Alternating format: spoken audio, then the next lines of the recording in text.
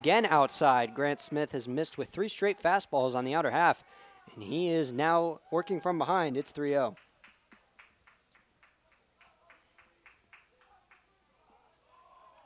Smith comes at the belt, takes his step. Here's the pitch.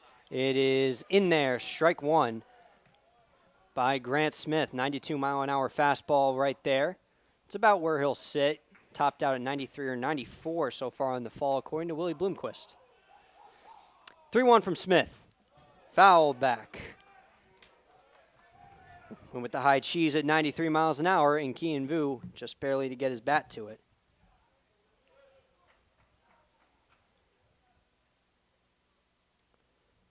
Defense playing Vu straight up from the left side. Outfield at medium depth. Here's the payoff pitch to Vu. Lined up the middle for a base hit by Kian Vu. Isaiah Jackson able to cut it off before it reaches the gap, but Kian Vu has a leadoff knock, and the Gold team is in business.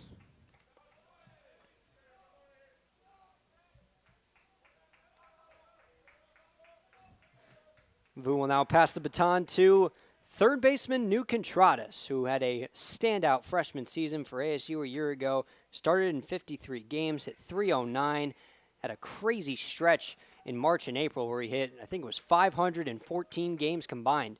Really went on a tear for this team. As now a pickoff attempt on Vu by Smith is no good, as Vu dives back into the bag.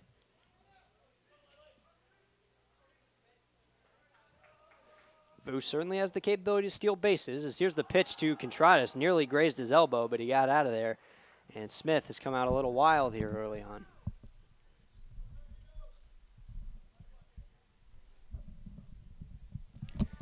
Contradas had talked about being the third baseman for the team most of the year, but we've seen him take reps at shortstop here in fall ball. Possibility of a change there, as the 1-0 to him is on the outside corner. Looked close from up here, but the home plate umpire says no.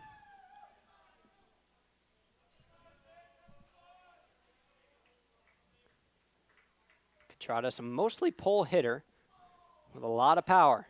They're respecting that in left field, giving him a lot of steps back there as the 2-0 comes. And he lines one through the right side, a base hit. Kian Vu's getting on his horse and rounding second. The throw coming in will be cut off, and the Gold team has runners on first and third with nobody out. That's just a great piece of hitting out there, Scott. You line one into the opposite field, or you push it out there. You get runners on the corners.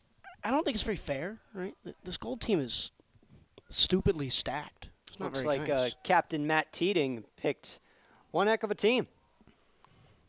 I don't know how they end up with what seems like 3 or 4 of the best players on the roster. Of course, they don't have Ryan Campos, but it seems like Gold just kind of has too much. Was Campos the other captain? I don't believe he was. We'd have to check the sources on that one. But here's the first pitch to Nick McLean. It is low, and flying into second is New Contradas without a throw. See that Little League steal a little bit with first and third. Send that runner on first, and ASU deploys it here. So now 2 in scoring position with nobody out. As we alluded to, Nick McLean's now stepping in. Switch hitter going from the left side here. Played it half the season last year after missing the front half of the year with a broken hamate bone in his wrist, and was a major contributor offensively. As the 1-0 comes into him and it's lined to the right side, it'll go foul off the Malone hitting complex down the right field line. McLean in his 23 games last year hit .298, 8 home runs, a slugging percentage of .649. A real key part of ASU's run down the stretch. Of course, they did not make the tournament, but McLean's efforts did his best to get them there as the 1-1 catches the outside zone, strike 2, a nice backdoor slider from Smith. It's a good piece of pitching, and such an important fall for ASU, I think. After you finished last year like you do, you've got to come out, and now the narrative on your team is kind of flipped, where it's a lot of people are expecting you not to be that great this season. As the 1-2 comes into McLean, and it is a fastball spiked, ball 2. And it's important because you learn a lot about your team. You learn who belongs, who doesn't. You put together a staff and a picture and find out what your best rotations are. It seems like this year's staff might be a little bit deeper than last, and that's obviously important because that's where their big problems were. The bullpen, they were having to out-maneuver and out-muscle guys. It may be deeper, but it is also younger. A lot of these pitchers are freshmen recruited by Bloomquist. As the 2-2 to McLean is popped up. Short center field. Jackson coming in on it. He's camping under. He's got it. Tagging his Vu. No, he's not. as he retreats to the bag. Don't want to test the armor of Isaiah Jackson in center field. As there's the first out of the inning. Still second and third now for the Sun Devils' lead RBI man from a year ago, Jacob Tobias.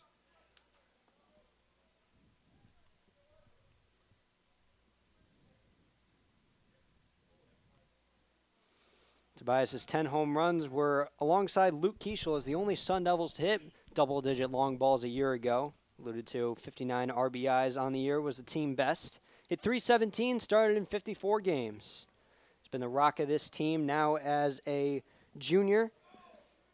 He's played pretty much from his first day on campus as a freshman in Bloomquist's rookie season in 2022. As the first pitch to Tobias is a ball low, 86-mile-an-hour changeup.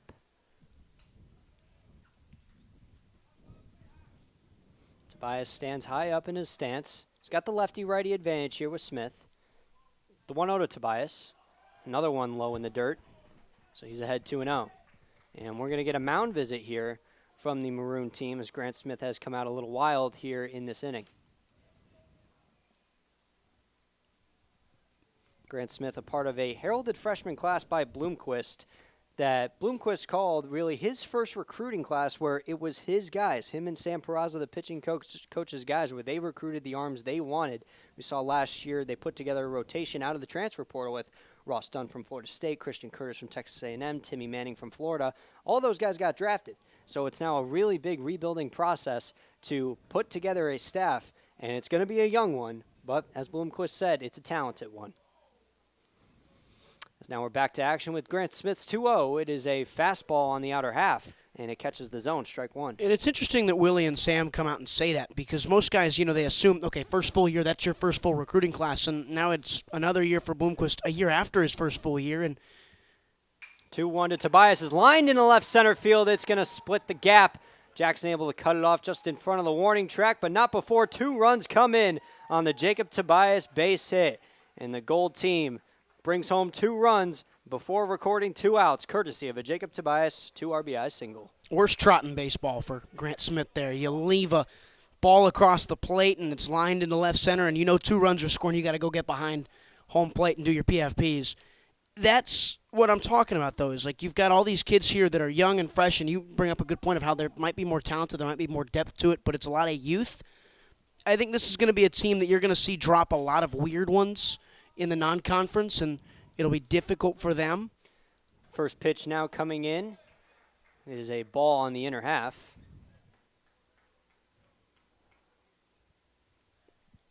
Tobias, not much of a threat to run. He tried to be a threat to run a lot last year early on, but got thrown out on the bases a couple of times, and Willie Bloomquist had to tell him to lay off of it as there's a foul ball there. It's Josiah Cromwick that's up at the plate right now.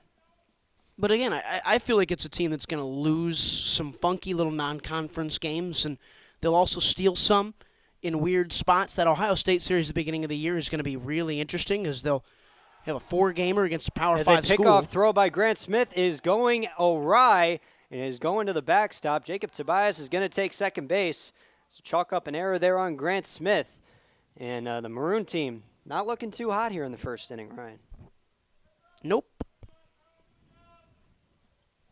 Which I guess is really what's happened for the majority of this Maroon and Gold scrimmage. Is you split a team, and the idea is when you split a team in half, it's probably pretty even. I would not say a 4-0 lead for one team is even. Sure doesn't seem like it. And now at the 2-0 scoreline here in the first inning, probably emphasized here on Sunday as the 1-1 to Cromwick is inside ball 2. 2-1 count to Cromwick, only 1 out. Tobias at second base. 2 runs already home for the Gold team in this inning.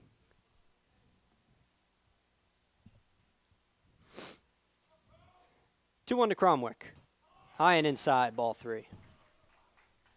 You talked about a funky non-con, Ryan, and ASU's got their hands full in the non-con this year as Santa Clara, former tournament team from a year ago. Kansas State is always solid in the Big 12. Ohio State, one of the premier baseball teams in the Big 10. Obviously, the Globe Life tournament, that includes Texas A&M and TCU, as the 3-1 to Cromwick is swung on and missed, and the count runs full. But I like it because when you're young like this and your staff is young, the most important part of any collegiate baseball group is that pitching staff and in some ways the bullpen. when you have a group this young, to test them like that in the non-conference, they're going to be so much better for it, not even a year from now or 2 years from now, but really when conference play starts. 3-2 to Cromwick. He is inside, ball 4. Smith walks another. Second free pass issued on the inning, and 2 on again for ASU Gold. And now the RBI opportunity will go to Ethan Mendoza, freshman shortstop from Bedford, Texas. Expected to be one of the main contenders to take a starting spot up the middle following the departures of Luke Keishel and Luke Hill from second base and shortstop a year ago. First pitch to Mendoza is fouled away to the right side. Success for him could mean success for Arizona State this year. If Mendoza comes in and is able to, in some ways, replace what Luke Hill's production was at the shortstop spot, or no one's going to replace what Keishel did at second, but if Mendoza can come in and be the second straight freshman to do a good job, then that's a win for Willie Bloomquist and company. 0-1 to Mendoza is chopped to the left side. It's a fair ball, and it's off the glove of the third baseman. He's got no play. Infield single, E5, chalk it up to what you want, but the Gold team now has the bases loaded, as over at third base it was Kevin Karstetter that couldn't corral it.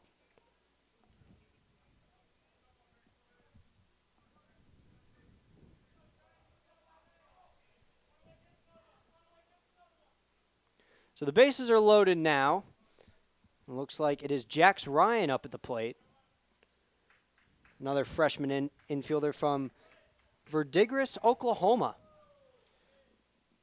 Chance to bring in some runs for him as he skies the first pitch foul to the right side. It's 0-1. Smith has been sitting consistently around the low 90s with his fastball. That one 92.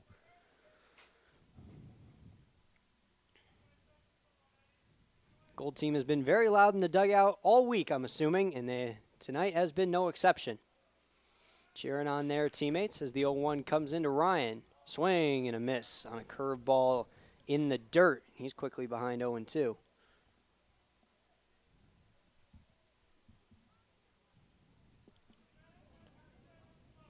Bases loaded, 1 out, 2 runs already home in the inning for the Gold team. Looking to add on a 2-0 lead here in the bottom of the first. Here's the 0-2. Lined up the middle, but it's going to get through. Was a slow roller, but it gets through the middle infielders and brings home 2 runs. Jax Ryan with a 2 RBI single. The Gold team is bludgeoning Maroon with a 4 spot here in the first, and there's only 1 out.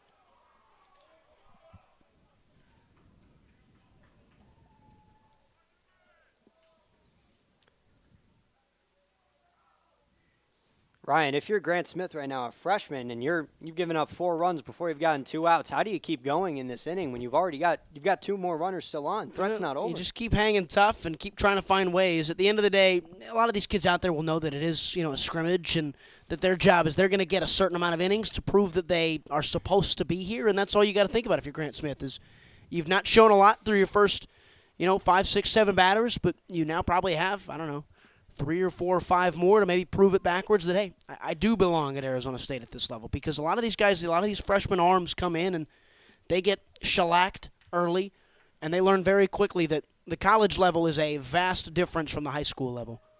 So 2 on, 1 out. Now it's Bennett Fryman that'll meet Grant Smith as he skies the first pitch into left field. Keying in on it is Jackson. He's going to call him off and make the catch. Tagging from second, no he's not, is Ethan Mendoza. So Smith gets the second out of the inning.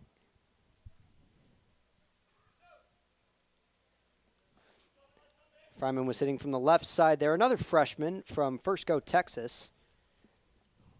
Has a bit of a two-way profile as an outfielder, but also looking to take some innings as a left-hander. And he's not the only one, as Cole Carlone, who I'm sure we're going to see later on, also profiling on the two-way mend as a star pitcher and a hitter. Can also play a little first base there. But first and second and 2 away. It'll now be Solon Munson that looks to keep the rally going for Gold as he takes a ball in on his shoe tops.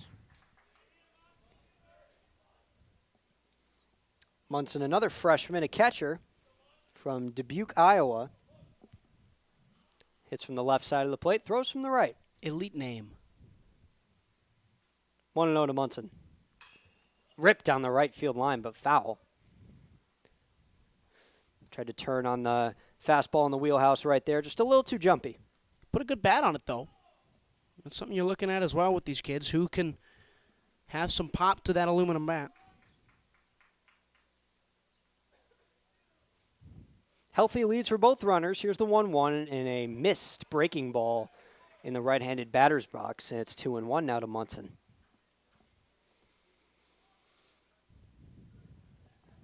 Decent crowd on hand here. Of course, free admission throughout the week for the Maroon and Gold World Series.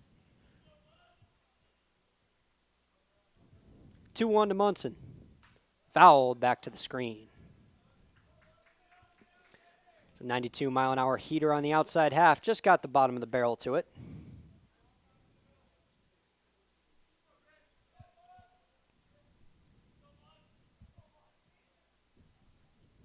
Healthy leads for Mendoza and Ryan at second and first again. Not being held on at either spot as the 2-2 to Munson is skied into right field. Looks like there's some room out there. Shading over. Can't make the catch in foul territory. Nearly had a nice grab over there in right.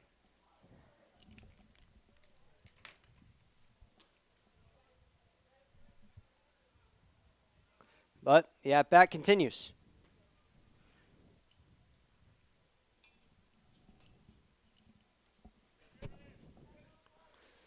Another chance for Solon Munson now. 2 balls, 2 strikes, 2 outs, 2 runners on. Here's Smith's offering. Swing and a miss at the high cheese, and Grant Smith stops the bleeding, but not before the Gold team brings in 4 runs on 5 hits, 2 RBIs each for Jax Ryan and Jacob Tobias. We'll go now to the top of the second here from Phoenix Muni.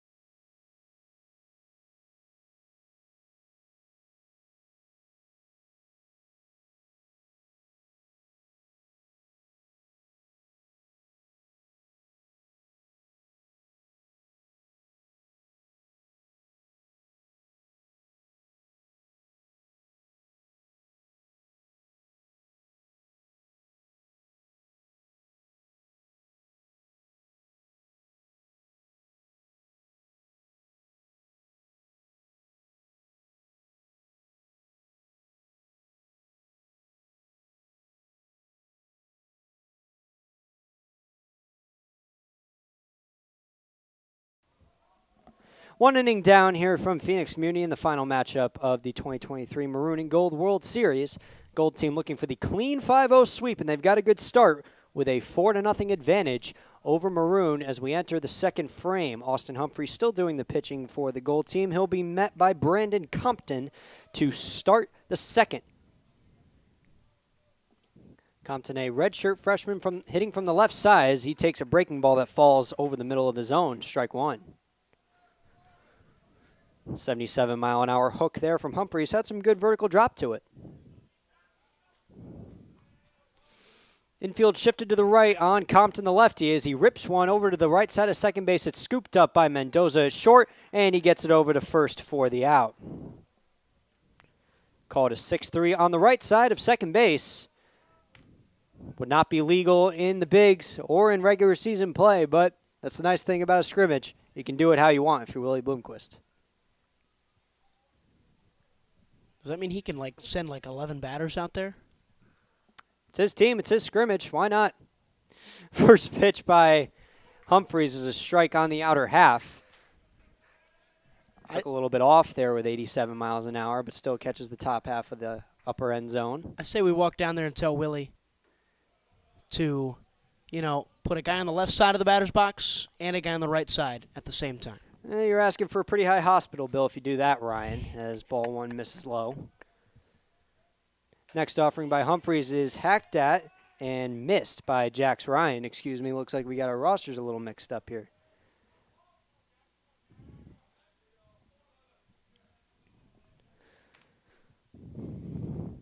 One-two to Jax Ryan.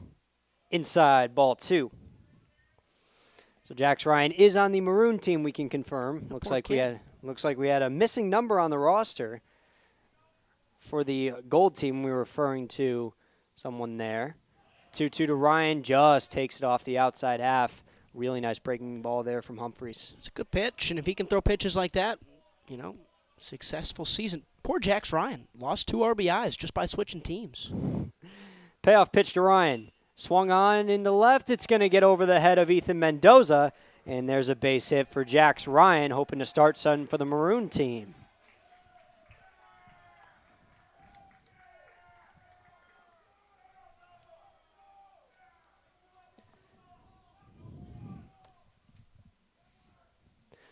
So a one-out knock from Jax Ryan. And that'll bring up the catcher, Brody Briggs, another freshman, Tulsa, Oklahoma native. Lefty-on-lefty matchup against Humphreys. The first pitch to him is a strike on the outer half, 85-mile-an-hour changeup.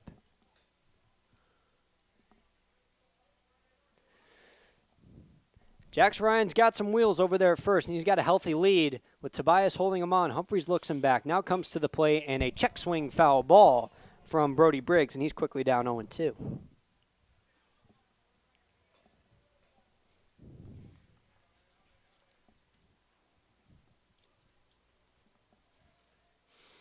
Humphreys looking to put Briggs away. The 0-2 coming in. Ripped on the ground to the right side. It's a base hit. Jax Ryan will hold up at second, but the ball gets by Nick McLean in right field. Both runners are going to move up. It's second and third on the fielding error in right. And now Maroon has a chance to knock in some runs here.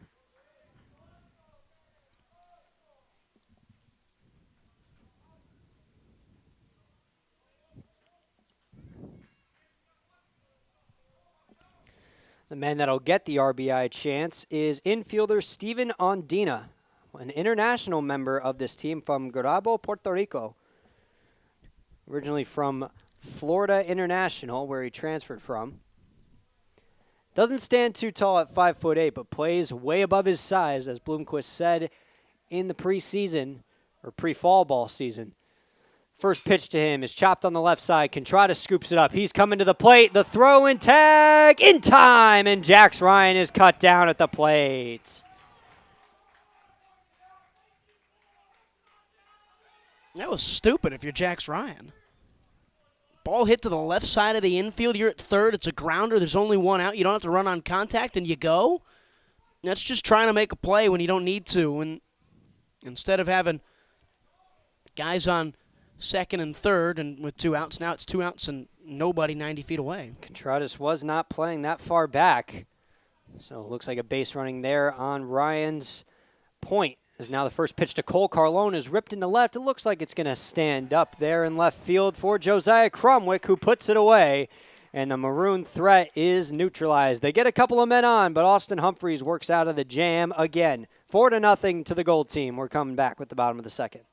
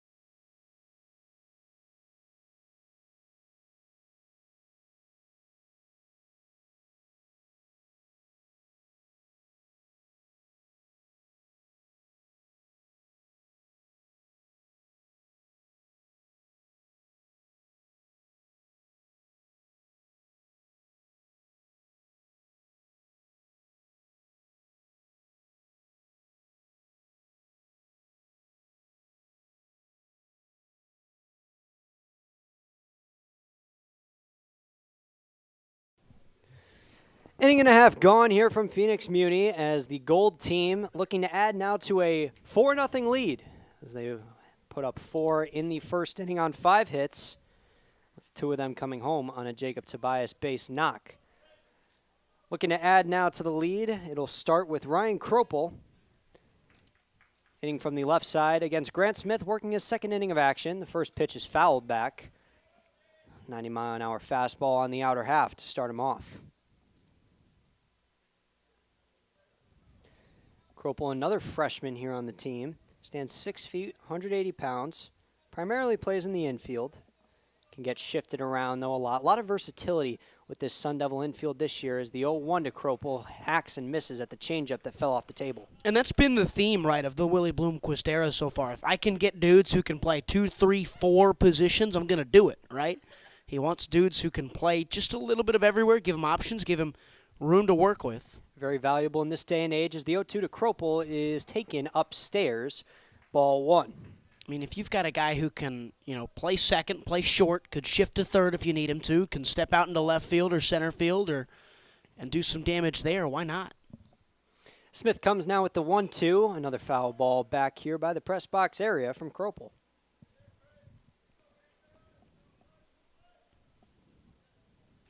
Two freshmen going against each other right here.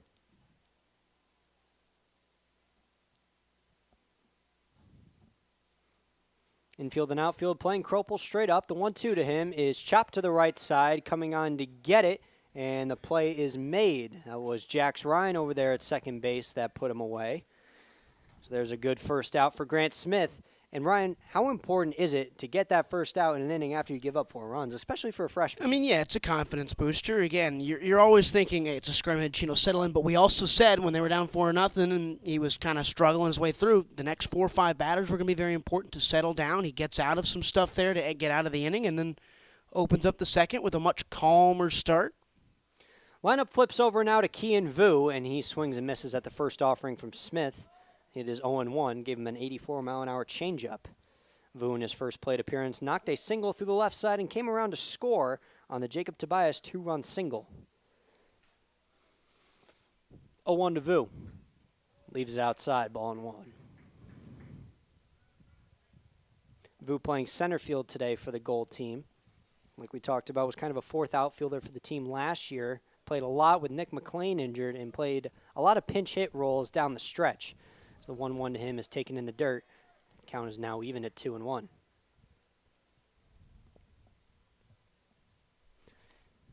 Eamon Lance hugging the line down the first base chalk. Not looking to let Vu line one past him there. The 2-1 comes to Vu. Takes it low, ball 3.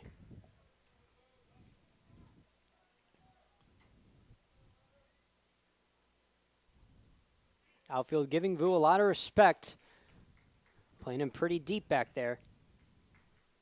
Hitters count to Kian Vu. Here comes the 3-1. Way outside. Can't even be handled by Brody Briggs. And Kian Vu is sprinting to first. He's going to look to second. He's going to give it a shot. The throw to second base is in time. Kian Vu tried to catch Brody Briggs sleeping, but a nice throw there from the freshman catcher. And the walk turns into an out. You might as well. Why not? That's really not very good from behind the home plate from Briggs, and takes his time to get back to this deeper backstop than most of these freshmen are going to be used to, and Vu almost took it to his own advantage. So Vu gets thrown out at second, and there's 2 down in the inning. Now New Contradas up with the bases empty, and he'll take a ball upstairs. Gotta like that aggressiveness, though, from Kian Vu, seeing Brody Briggs trot into the ball in a very deep backstop. Certainly don't hate it if you're Bloomquist to see that kind of aggressiveness as the 1-0 to Contradas is chopped foul to the left side.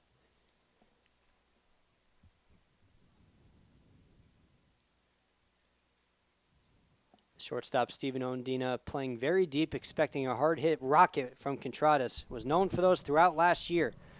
The 1-1 to him as he swings and misses a nice breaking ball there from Grant Smith, had Contradas fooled. Contradas, now the sophomore out of Ua Beach, Hawaii, was the Hawaii Gatorade Player of the Year his senior year of high school.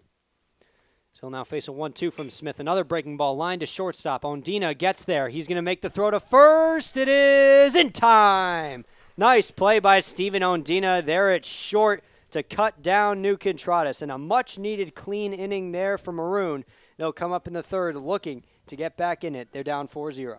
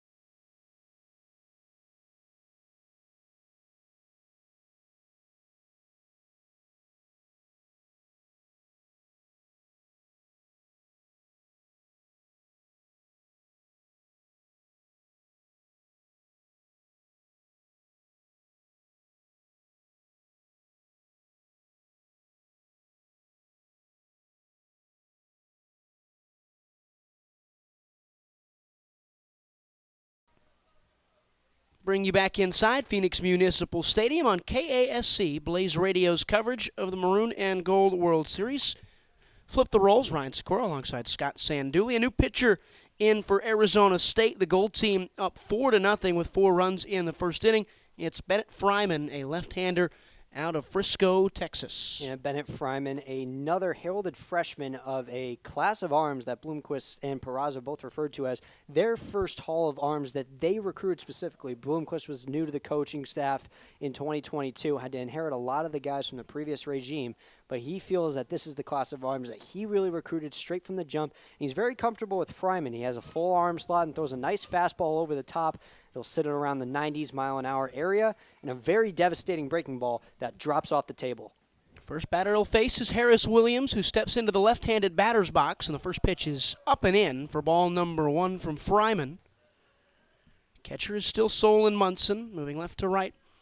In the infield, it's Contradas, Mendoza, Kropel, and Tobias. As here's the 1-0, sets and winds, and delivers outside this time. On the far side of the plate in the outfield is Josiah Cromwick, Kian Vu, and Nick McLean in right. Harris Williams back to the top of the order for the Maroon team. A 2-0 is up and tall, and a rough start for Fryman. All that capable talent that we talk about, he's not shown it so far, as Williams, the leadoff batter, resets for Maroon, down 4-0. Well, you can't judge a pitcher off his first at-bat, so got to give him a little bit of patience here. Still getting warm, I'm presuming. Throws a strike on a free pitch, 3-1. Can't judge a pitcher on his first at-bat. You can tell that one to Zach Gallen. Here's the 3-1 from the lefty. It's outside a 5-pitch walk to Williams, who reaches for the first time today. And the catcher, Solon Munson, is going to go out to talk to Fryman here real quick, probably just to settle him down. You bring in a freshman pitcher like that and you walk your first batter, it's going to get to their head a little bit. You know, they're new here to the college realm. And giving up free passes is something that Bloomquist hates. Bloomquist was a very, very big proponent of filling the zone of strikes last year. That's what he wants out of his guys. So you hate to see a walk right there. Munson probably just going out to calm him down. So the runner on first and nobody away. Ryan Campos. I was going to say, they didn't look very much each other. You see the 17 and you look one below on the roster sheet. Still early in this fall ball season. Plenty of time before ASU really gets going. A 0-1 pitch after strike number 1 is upstairs at the chin of Campos, who can switch hit, so he'll take on the lefty Fryman and bat left-handed. 1-1 count. Fryman, he will set and serve, and Upstairs again. So he's struggling. He's missing mostly tall rather than, wildly to the left or to the right. His velo is a couple miles an hour down. We know him to really hit the 90s pretty often, but that one was just 87 miles an hour. And this one, once again, 87 on the black, and not very good as he misses up and in. It's a 3-1 count, same as it was last time for Williams. And Campo's such a good hitter. It's really hard to be able to throw a pitch here that's going to get him out. You really got to paint the black here and hope he lays off. Here's a 3-1. And it's back-to-back 5-pitch walks, and that puts runners on first and second for Maroon, who put some work in the first inning. Grant Smith got out of some trouble. Or rather, Austin Humphreys got out of some trouble.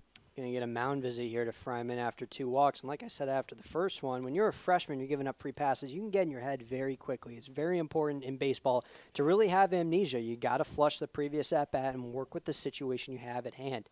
Fryman still protecting a 4-0 lead. You can't lose it in this at-bat, but if you give up another walk, you can. That's probably what's being enforced to him on the mound right now. Back-to-back base on balls to start the top of the third. No outs. A 4-0 lead for Gold, trying to complete the 5-0 start. They have been dominant here against the Maroon team in this scrimmage. A 7-6 win to open it up, then 9-3, 6-3, and then the last time out, a 6-5 win. Up 4-0 through 2 innings from Phoenix Municipal Stadium in Phoenix, Arizona. Perfect Sunday for baseball for a 12 o'clock first pitch. Almost an hour into this contest. The first offering is a settled strike. This is Kevin Karstetter. He's playing third base today for Maroon. Karstetter, a really powerful kid up there, stands 6'3", 220 pounds of pure muscle, can really get into one. Pitch number 2 upstairs from the lefty. Karstetter in the right-handed batter's box. Real tall figure for a young kid. There's a lot of frame to fill out for him. Saw the talented freshman class last year. Bloomquist expects this one to be quite similar. 1-1. The pitch fouled straight back and a dribbler onto the floor. And that was a big hack there by Karstetter on the 1-1 from Fryman. It was 88 miles an hour over the center of the plate, just a little high, and Karstetter tried to go and get it, but just a little too up there to really get the barrel of the bat to it, only able to foul it off. He'll want that one back. A senior transfer from the State College of Florida. He pops this one a mile high into the sky. This is going to be playable in the infield. Underneath it and making the grab is Tobias for the first out of the inning, just about 2 steps in from first base. And a much needed out there from Bennett Fryman, as now you get a chance to preserve the lead even with the big power of Eamon Lance coming up. And with Campos on first, it's double play territory perhaps to maybe even get out unscathed with Lance stepping in, the first baseman for Maroon. He's a right-handed batter. Clouds start to cover the infield and outfield here at Phoenix Municipal Stadium, a windless day. The pitch, this time low, but fired and a ball. It's a good spot right there to Eamon Lance, a very, very powerful hitter we saw last year at Santa Clara. Only hit 9 home runs, but some of his exit velos on some of the balls he hit, way over 100 miles an hour, can really run into one. This one up tall and in. So 2-0 start after a solid at-bat against Karstetter. Also is worth noting that Lance really only played the last 6 weeks of the season. Spent most of the year injured. As he hits one hard down the third base line, it gets on the ground for a base hit. Coming around, here comes Williams. He's going to stand up safely to score the first run of the game for Maroon, and Campos follows suit into third. He slides in, and he's safe too. An RBI double to drive in a runner. And it's a really good job there by Eamon Lance to get out to that outside fastball. You usually want to poke it into right field, but he's got so much power, which gives him so much bat speed through the zone, that he's able to pull it and hug the left field line. Just stays fair to get into the corner. You're not going to keep Harris Williams from scoring on such a ball like that. So now Maroon with a tying run back up, and it's a good one, Isaiah Jackson. Isaiah Jackson, the lefty, will step into the box, and he takes strike one from Fryman. Williams led us off in the inning with a walk. He scored just now. Campos walked right after him. Carstetter flew out to first in the infield. And Eamon Lance with an RBI double. And Jackson will rip one into right. That is going to get into the glove of Nick McLean. Tagging is Campos, and he stuck there. He overthrew it. McLean did from right field, and an E9 will see Nick McLean make it a 4-2 game. Yeah, that was a dying little sinker there from Isaiah Jackson to right field. McLean's got a lot of speed and a very nice glove out there in right, was able to get to it. And coming off a third, Campos was baiting the throw, a very savvy move from the veteran, and McLean just put a little too much juice on that throw and gives the Maroon team another run back. So a line out to right from Jackson, and then an overthrow from Nick McLean in right field. Sees Ryan Campos score after he got to third after the double from Eamon Lance. This is Brandon Compton who checks into the batter's box. Another lefty in this Maroon arsenal. 2 outs now in a 4-2 game in the top of the third inning. Another strike thrown, and it's 1-1 to Compton, the redshirt freshman from Buckeye, Arizona. That's about 40 minutes away from here in Phoenix Municipal. Compton, a very heralded freshman bat as well. Redshirted last year, but a lot of high promise in this kid. Really, really strong hitter. A heavy leadoff from Eamon Lance at third as Compton will rip one into center. It gets down in front of Vu for an RBI single on a base hit. It's 4-3, a 3-spot in the third for Maroon. Looks like Captain Matt Teeting may be regretting the quick hook on Adam Humphreys as Bennett Fryman has come in here in the third and allowed 3 runs on 5 hits. The freshman has. Maroon team seeing him very well, and it looks like his day may be done. They're going to come talk to him. There is some action out there in the bullpen in right field.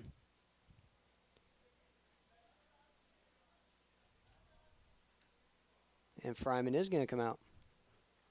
A rough day for Bennett Fryman. He gives up 3 in the third, 5 hits for either side, a 4-3 lead for Gold with 2 outs in the top half of this inning here on KASC Blaze Radio. We'll take a look at who's coming in for Matt Teeting and ASU Maroon, or ASU Gold.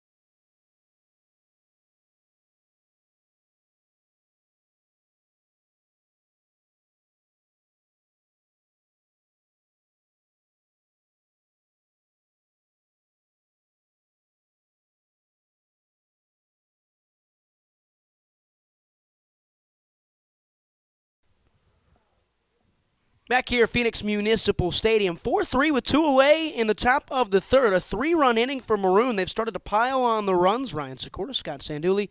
Matt Teeting's team struggled in the first couple of innings, and now they go to the bullpen, replacing the struggling pitcher. Fryman is, of course, in a scrimmage, Matt Teeting, the captain. The captain puts himself in. It's one way to right the ship if you're Matt Teeting. As he takes the ball here. A big right-hander. Stands at 6'3", 225 from Fort Worth, Texas. Transfer out of Arkansas Tech. He pitched for the team last year. Was one of their feature arms really out of the bullpen as Teeting threw 39 innings, 6.18 ERA in the process. But where he really succeeded was his strikeout to walk ratio. Struck out 19 batters, only walked 12. So he was really good at filling the zone as Bloomquist likes to see. Throws from that 3/4 arm slot from the right side. He'll top out at about 89 miles an hour at the fastball, and a nice changeup that's got really good bite to it, and it kind of has a little bit of a horizontal drop to it, which you really like to see out of a reliever.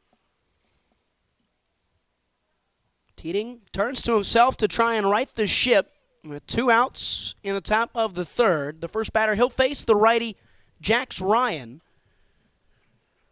Ryan, a freshman from Verdigris, Oklahoma. We thought he was on the gold team. It turns out he's not. He's on Maroon with Compton at first after his RBI single that scored Lance to make it 4-3. The pitch, and Ryan strikes on that one and missed it all. It's 0-1. Nice healthy hack there from Jax Ryan. Righty-righty matchup. Infield playing as they should. The 0-1. It squeaks back in, but it's upstairs. Evens up the count. And I talked about that breaking ball from Matt Teating. We saw it right there. Kind of looked like a Frisbee there. Literally on the middle of the throw. It was a bit of a curveball. It went from high and in to low and away. 1-1. Fouled off by Orion. That banana curve that is possessed by Matt Teating will be a key piece in the bullpen this year for Willie Bloomquist as they try and get back to the postseason.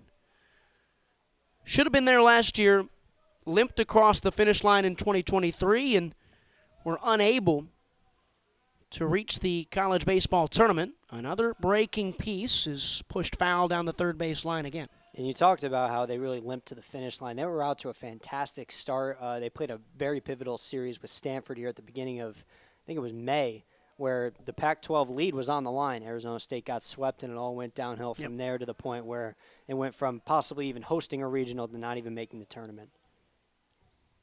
1-2 with 2 outs. Chance to get out of the inning for Teating, who throws the ball in, and it's low and away. 2-2 with 2 gone in the top of the third. Even before the tumble down the stretch, too, ASU felt that they should have been in, but they feel that their spot went to their arch rivals, Arizona, who they beat in the season series, but the Wildcats got in, didn't do much with it. 2-2. Ryan towards the shortstop. It's fielded by Mendoza. He goes for second. It's thrown away, and both runners will advance. The ball stuck in the right outfield, and holding at third is Compton. Ryan moves to second on the error from Mendoza. And now what seemed like an inning-ending opportunity turns into a chance for the gold team, or the Maroon team, to take their first lead of the contest. Obviously, you hate to see that as a coach, unforced errors right there. But this was a problem for ASU last year up the middle as well. Luke Hill was a freshman at shortstop, made a lot of highlight reel plays, but had a couple of big errors that flunked in there. Luke Keishley even had a fielding slump for a while. So it's a little discerning to see that there's still a little bit of an issue up the middle. But it's fall ball, a lot of time to work through it. Lefty Brody Briggs will swing at the first pitch he sees, and this is a fly ball to center. Easy one for Kian Vu, and Maroon gets 3 runs, but they strand 2. It's back to a ball game, 4-3 through 2.5 here on KASC Blaze Radio.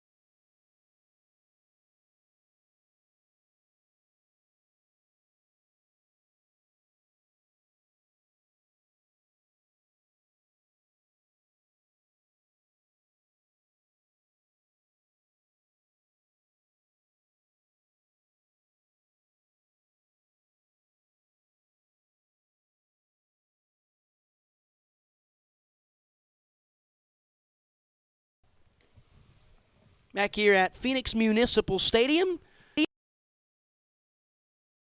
between Arizona State Gold and Arizona State Maroon. The Gold team jumping out to a 4-0 lead in the first, and Maroon took a second to respond, but respond they did. With 3 in the top of this frame, Nick McLean will lead it off.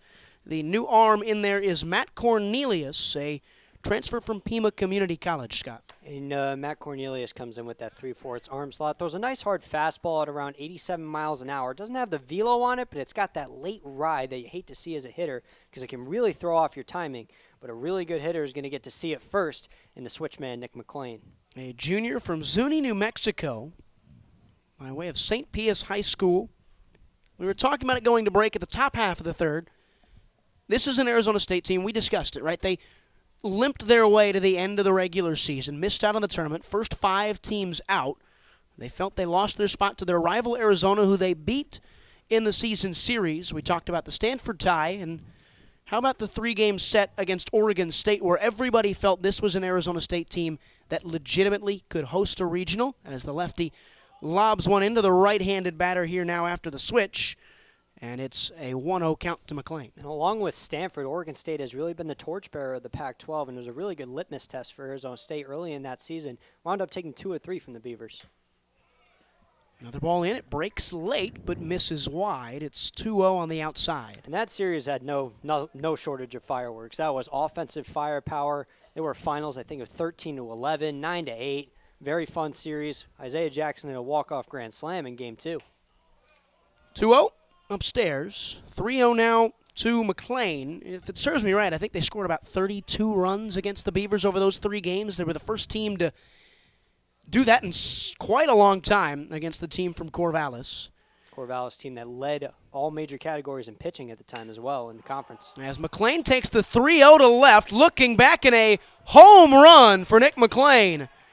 It gets over the wall in left center, and all Compton could do was stare at it. It's 5-3 and an insurance for the Gold team. Cornelius gave him a fastball there, low and in right in the wheelhouse. You do not do that to Nick McLean, a fantastic low ball hitter. He got the heat right there, just got the barrel to it and watched it fly. A-plus bat flip, too. McLean's so good at, twisting the body and getting down, up, and through. He makes it 5-3 with nobody gone in the bottom of the third. First offering to the lefty Jacob Tobias, who drove in a pair in the first. Toby figures to be kind of the key bat in this lineup. With him, Campos, and McLean, Arizona State even throw in Contrades and Jackson. Might have one of the better top 5s in the Conference of Champions, as it's a 0-2 count early. It's not just in the conference either. Bloomquist told us a couple of weeks ago how he feels there are 12 to 13 guys that can compete for a starting spot every day. It's going to be one of the top 10 offenses in the country per Bloomquist and per I mean, that's a take. That's a bold one from Willie, and always you expect head coaches in the fall to kind of be big team propaganda guys, but when you look at it, it doesn't surprise you, right? When you look at the power that Contrades and McLean possess on those low balls.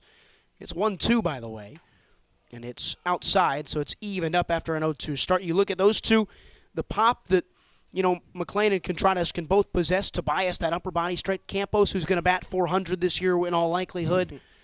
You have so much skill with those 4 or 5, and Tobias takes the 2-2 out into left. That one is going to get to the wall. It hops one time, bounces off the green, and in left center it settles for a base hit and a double for Jacob Tobias. And that's just what Jacob Tobias does. Really a professional hitter for this ASU team. You put one anywhere near the zone, he's going to get the bat to it. He really got his strikeout numbers down last year. May have struck out 41 times, which was 5th most on the team, but it was a lot more. It was down. It was a lot better than his freshman year, where he was kind of wild swinging and everything, and that was part of his transition from freshman to sophomore, where he also lost over 20 pounds of weight, looked a lot better out there on the field athletically, and his power has not gone anywhere. Has been a fantastic hitter for this team, and just sprays the ball all over the field. Exactly what you want out of a rock-steady first baseman.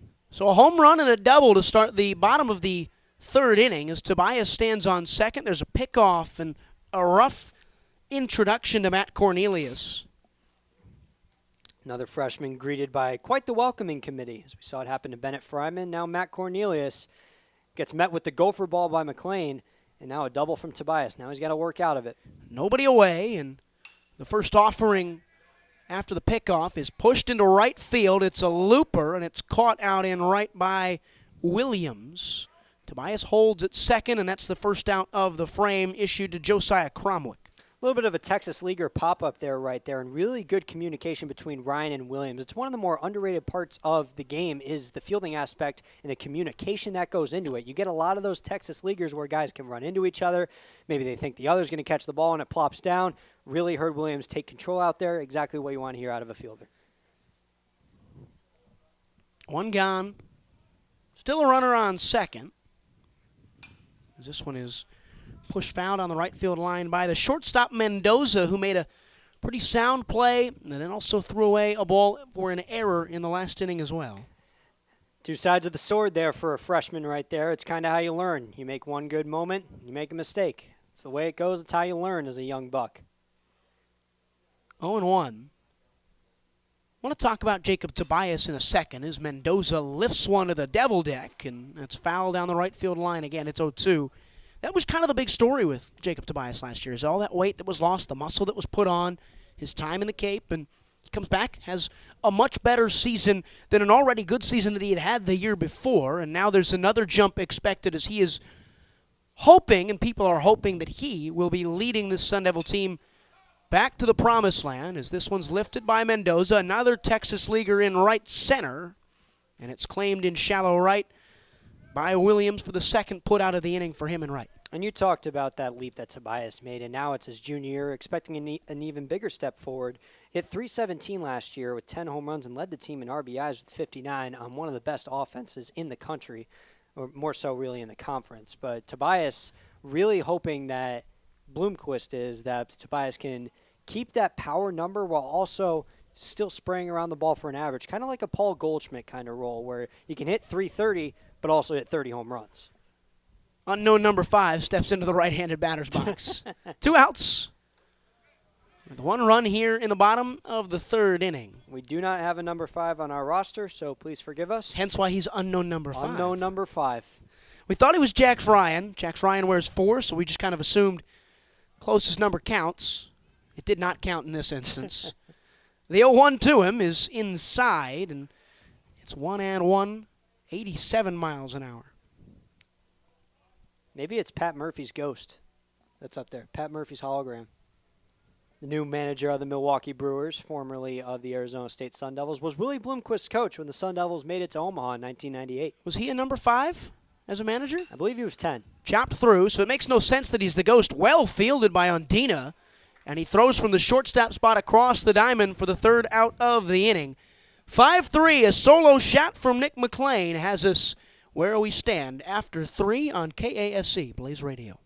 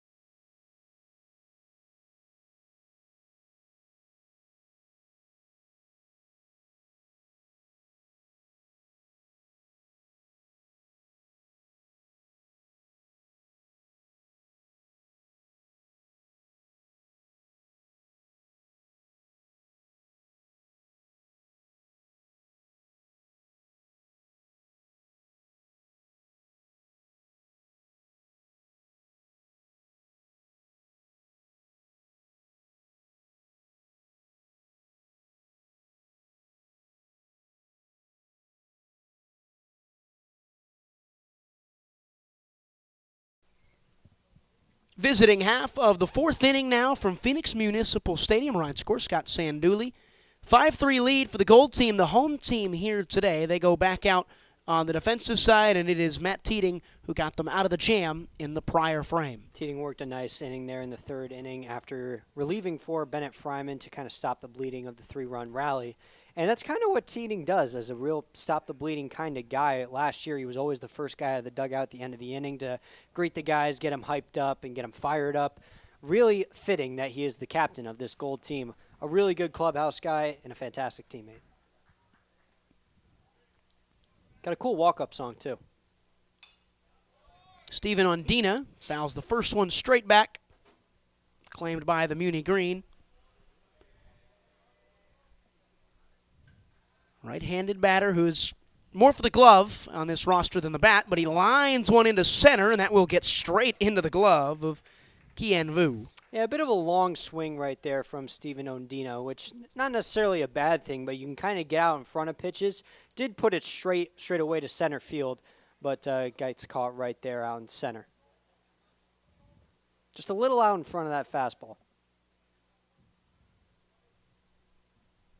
Cole Carlone will come up. 6'5", freshman from Corona del Sol. He loops the first pitch, and it will land into foul territory down the first base line.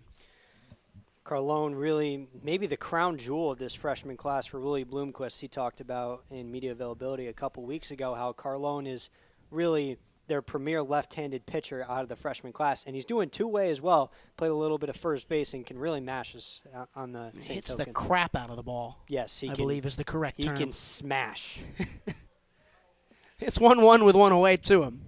Teeting, the righty, winds and hits the right-handed batter's box for a ball outside. The kid from Corona del Sol, Cole Carlone. Really is a hometown kid, Tempe. Literally where Arizona State campus is located. He fouls this one. It's well hit and struck into the student section down the left field line. Spoiler, there are no students out here today. Hey, man, hot day, sunny. It's not even that hot, but it's the sun that gets you on a Sunday. They're all down in Mullet Arena watching some hockey.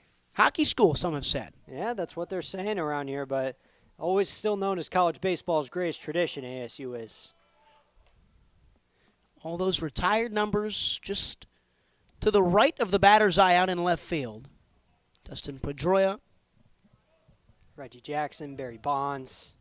You name it, they're there. Meanwhile, a 3-2 is thrown low, and Carlone will reach on a walk. All those World Series appearances. That's a tough one to say. World Series appearances. Anyways, 23 of them in total. Most recent coming in 2010. But the Sun Devils have yet to raise another banner on the national champion side since 1981. New batter. This is Harris Williams, the leadoff.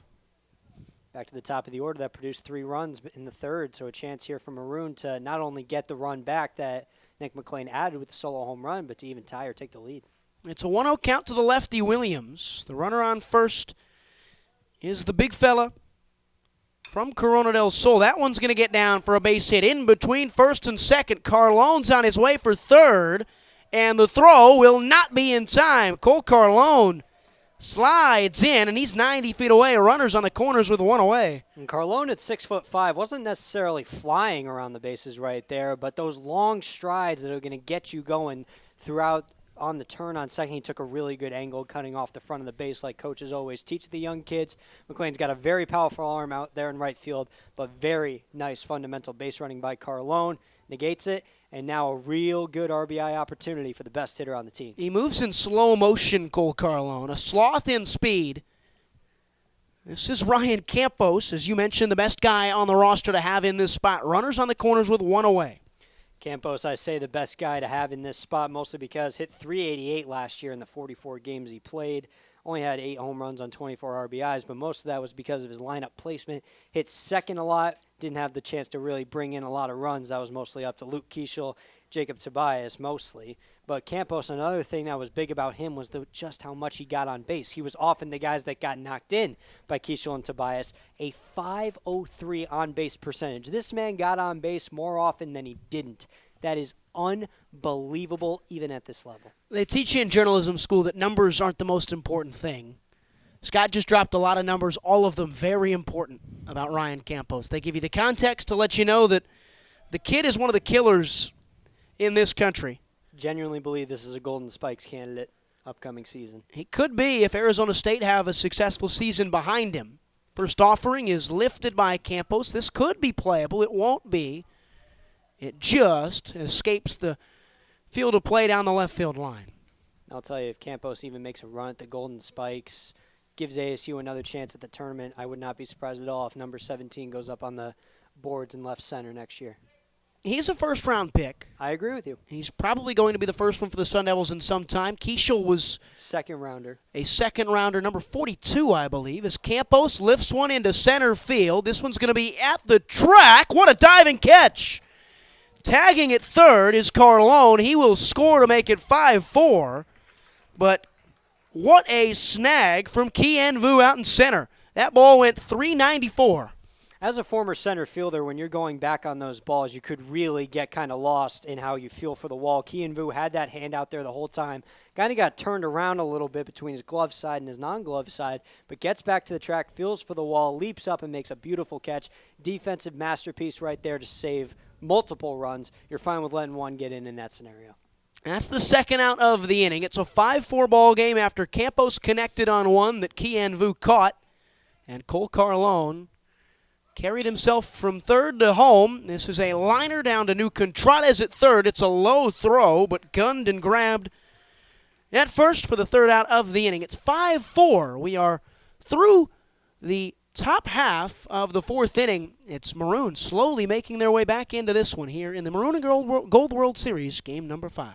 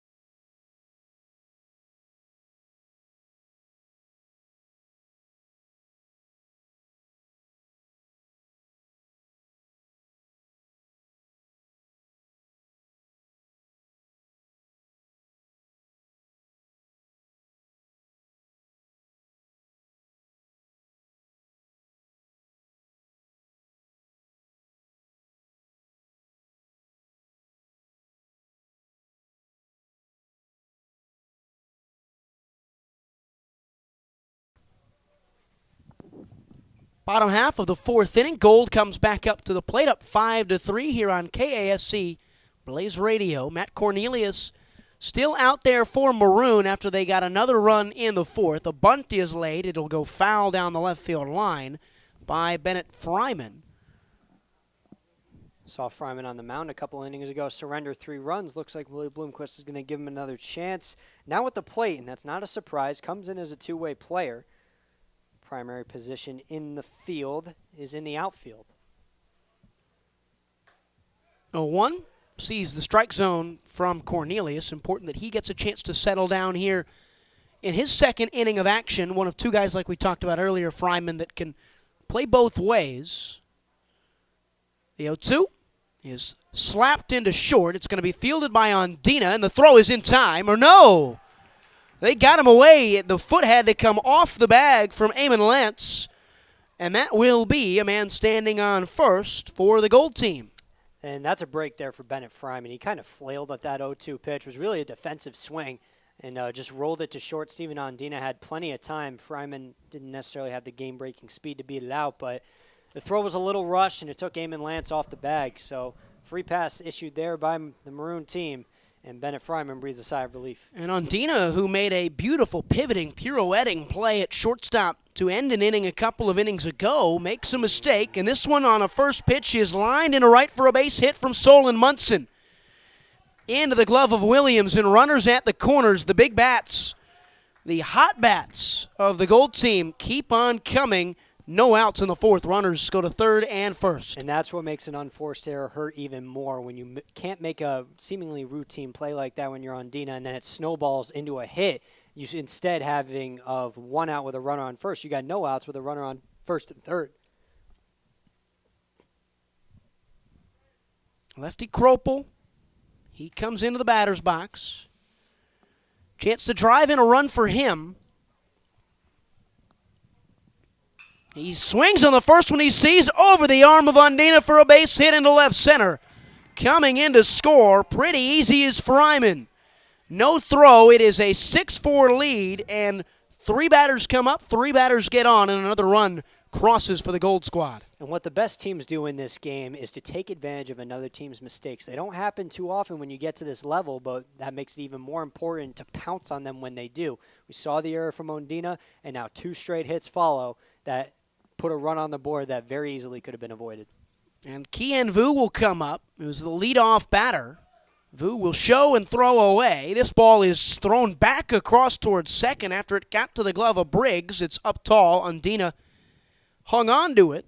Munson's at second. Kropel's at first. Nobody out for Kian Vu, the lefty. In the on-deck circle is New Condrades. 0-1 pitch. And bunt shown. This is a really good one laid down by Vu, who might have a chance to leg it out. He doesn't. So that's the first out of the inning, but Vu does his job. The leadoff man moves both runners into scoring position for the big bat of New Condrades. Yeah, Kian Vu is a very good bunter, honestly. He did not do a ton of it in high-leverage situations last year, but when he came in the leadoff spot in the few situations he was used there, we saw a lot of bunt for hit kind of moves, and he's got the speed to be able to leg it out. That was a really nice laid-down one there to move the runners over, and it's honestly worth it to move the 2 runners over with 1 out, and now New Condrades coming up. Condrades into the right-handed batter's box, swings and misses. What's the skill there? Like, how does one lay down a bunt with relative softness and suppleness to make sure it is in the right spot? Bunting's all about patience, and it's about letting the ball come to you. 0-1. Backdoors its way in, and it's 0-2. You can't try to jab at it, kind of, because when you do that, there's the chance that you miss it or you top it and you hit it hits the ground and comes back up, and it's an easy out somewhere. The art of the bunt is it's a very lost thing in the game today. I still love it. I still use it all the time. The 0-2 is upstairs, and Condrades on a 1-2 count with 1 away. Nobody's at first. You have Munson at third, Kropel at second. Already a run has crossed in the bottom of the fourth as Condrades grounds one to Undina. His throw is wayward, and scoring is Solon Munson. Condrades is headed for second. The throw is not going to be anywhere near. And another mistake from Steven Undina sees a run score at 7-4, the second run of the inning for Gold. Condrades will go to second, and Kropel will stand 90 feet away. This has been a clinic in what not to do on the defensive side from Maroon. Yeah, Steven Undina there with another tough play. It was a hard hit ball to short, and the runner from third was going kind of unexpectedly for me at least. And when you're in a situation like this where a lot of runs are getting put on, you have to keep them off the board as much as possible. I don't have a problem with him going to home there, but he made the throw off balance when he had the time to make the play. So Steven Undina looks like he's a little too jumpy there at shortstop here early on.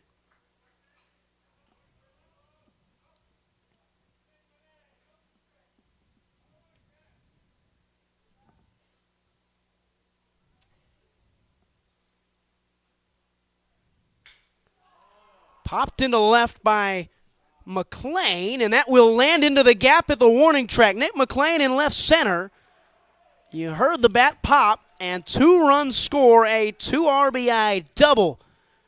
And it is 9-4, another 4-run inning for Gold. They continue to just hack away at this Maroon staff. Well, the Maroon pitchers now make the same mistake twice as Cornelius now gives McLean a low and in kind of breaking ball there. Took a little off on the fastball.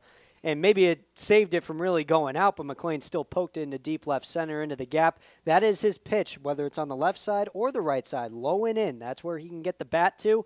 And they made the mistake of feeding him one right there, and it brings home another 2 runs. The Maroon pitching has really been struggling today. 9 runs on 11 hits for the Gold squad, and we're only in the bottom of the 4th, Ryan. Rough sledding for Maroon, who had wedged their way back into it with a 3-run third, and then they found another at the top of the 4th. That made it a 5-4 game. The offense has been heavy today. All this coming mostly through base hits. McLean, the only home run today. He almost had another there. A perfect day for baseball has seen a perfect day for the batters. A new pitch and swung on and missed by Tobias, who steps into the left-handed batter's box. McLean at second, still only 1 away.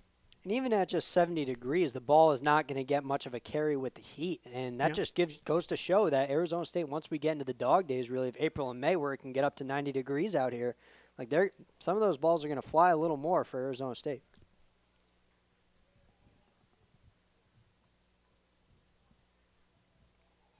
Ace is free in a lefty-righty matchup.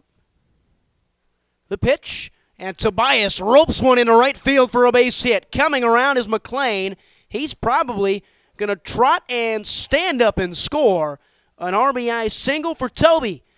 And ASU, this Gold team, showing you why they're 4-0 in this scrimmage. And all Jacob Tobias does is hit. And he just did it again right there. And it's textbook. Cornelius leaves him a hanging curveball. It stayed up in the zone. Was a little inside, so you can't really get that uppercut onto it that you want. So Tobias just takes that level swing, punch it into right field, get the run home.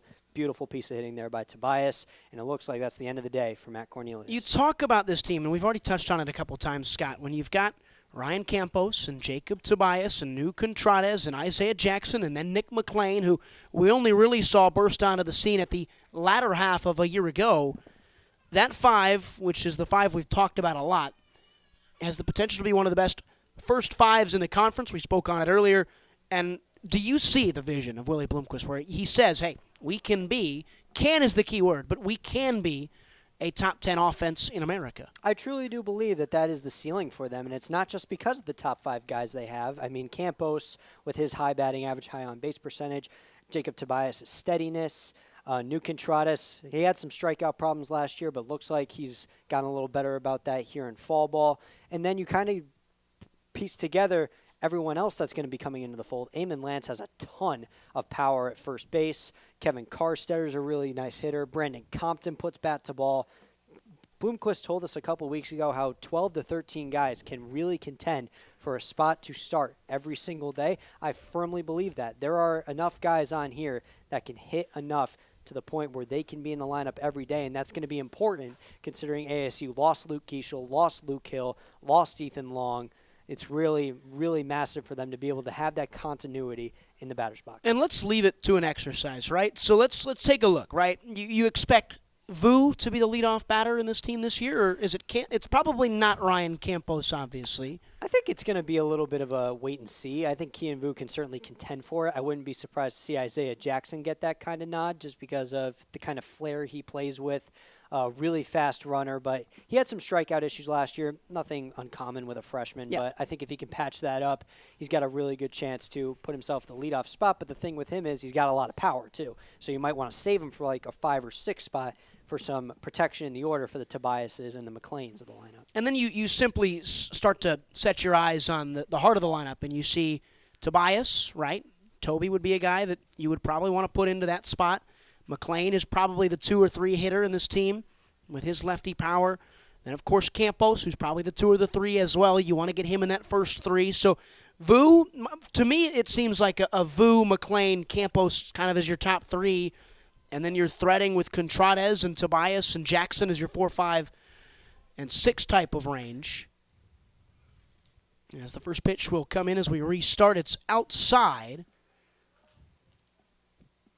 Couple of changes elsewhere as we work on IDing those. It is a 10-4 game with 1 out. This one is popped high into the air. Fouled back over the press box by Cromwick. New pitcher is Brock Eddy, not Eddie Brock. For any Arizona State truthers out there. Number 33 is retired out in left center. Brock Eddy wears number 45, a freshman righty from Brighton, Colorado. One can wonder if Willie Bloomquist solely recruited him simply for that reason. I wouldn't put it against him. 2-1. Could have been a strike. It was a little bit low, and now we go 3-1. Scott, you didn't like that one. That curveball looked like it dropped in very nicely. It must have stayed a little too far inside there. So it's 3-1, and Cromwick will get walked on 5 pitches. Tobias will step on up to second. We continue to talk about this. So to me, it feels like Kian Vu, and then you would throw Campos, and then you would probably want to get the bat of who would be the other guy? McLean? You'd probably look at a McLean there just because of the switch hitting kind of thing. I mean, it helps you kind of establish a little bit of lineup variation, whether you're going against a righty or a lefty. First offering is a strike. Breaking piece that bounded back in on Mendoza's. Ethan Mendoza, a freshman from Bedford, Texas. Swings on that one. He's down 0-2 with 1 out, runners on first and second. Your 4-batter is, Tobias?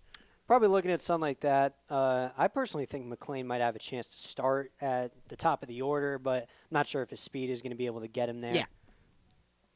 Clearly a bat that can get guys on, which is what you're looking for, but the goal oftentimes is to get a guy on and then have him get over to second, and then have him get over to third. And it's McLean almost has too much power to put him there at the leadoff spot. So I kind of like that variation of Kian Vu to Nick McLean, and then a Ryan Campos, Jacob Tobias kind of thing.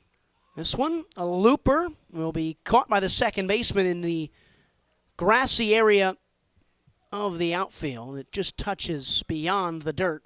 For the second out of the inning, runners stay where they're put, and Mendoza is retired. Are we kind of done with that era of, hey, let's throw, a power hitter in the leadoff spot who can also do a little bit of both? I mean, I know the Cubs did it for a while there in their heydays, and even the Phillies still do it today with Kyle Schwarber. Yeah. And I think it's kind of a high-risk, high-reward scenario. We saw last year that ASU didn't always put its top hitter at the top spot. Into the glove and out of it as it's dropped by the catcher, Brody Briggs. We kind of saw last year, Luke Keisha was undeniably this team's best hitter, and it's unfortunate they lost him to the Minnesota Twins in the second round of the 2023 MLB draft, but we saw him kind of bounce around. He started at the top of the order, slowly made his way kind of to 3 and the 4 spots as well. A low liner, a chance to get the final out of this inning, and it is a 5-run fourth for Gold as they end it. That one was hit right down the gut, picked up by Ondina. It is 10-4 domination for Gold as they look to go up 5-0 in this series.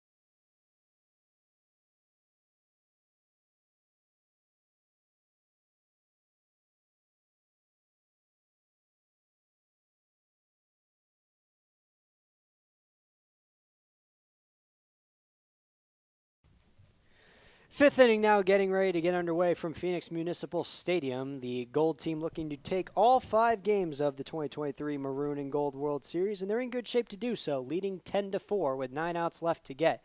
It'll be Sean Fitzpatrick that starts the 5th inning on the mound for the Gold team.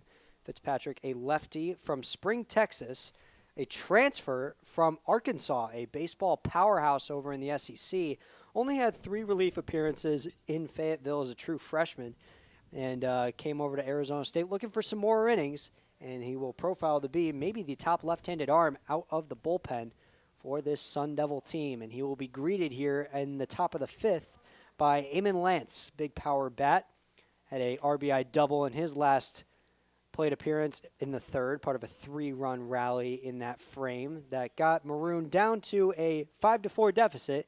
It has since been stretched now to 10-4. They'll look to close the gap as much as they can. It has to start now. First pitch to Lance is fouled away to the right side as Fitzpatrick gave him 85 miles an hour on the outer half.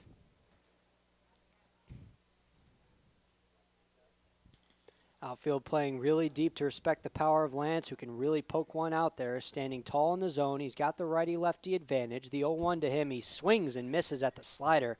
Really nice location there by Fitzpatrick, and he's ahead 0-2.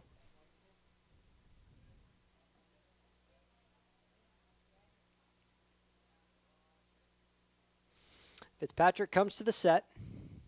The 0-2 pitch from the side armor is roped into left field, but it's going to hang up just enough, and the catch will be made in left by Josiah Cromwick. It's one of those balls that you'll get an expected batting average of about 700, 800, but it does not compute to a base hit for Eamon Lance.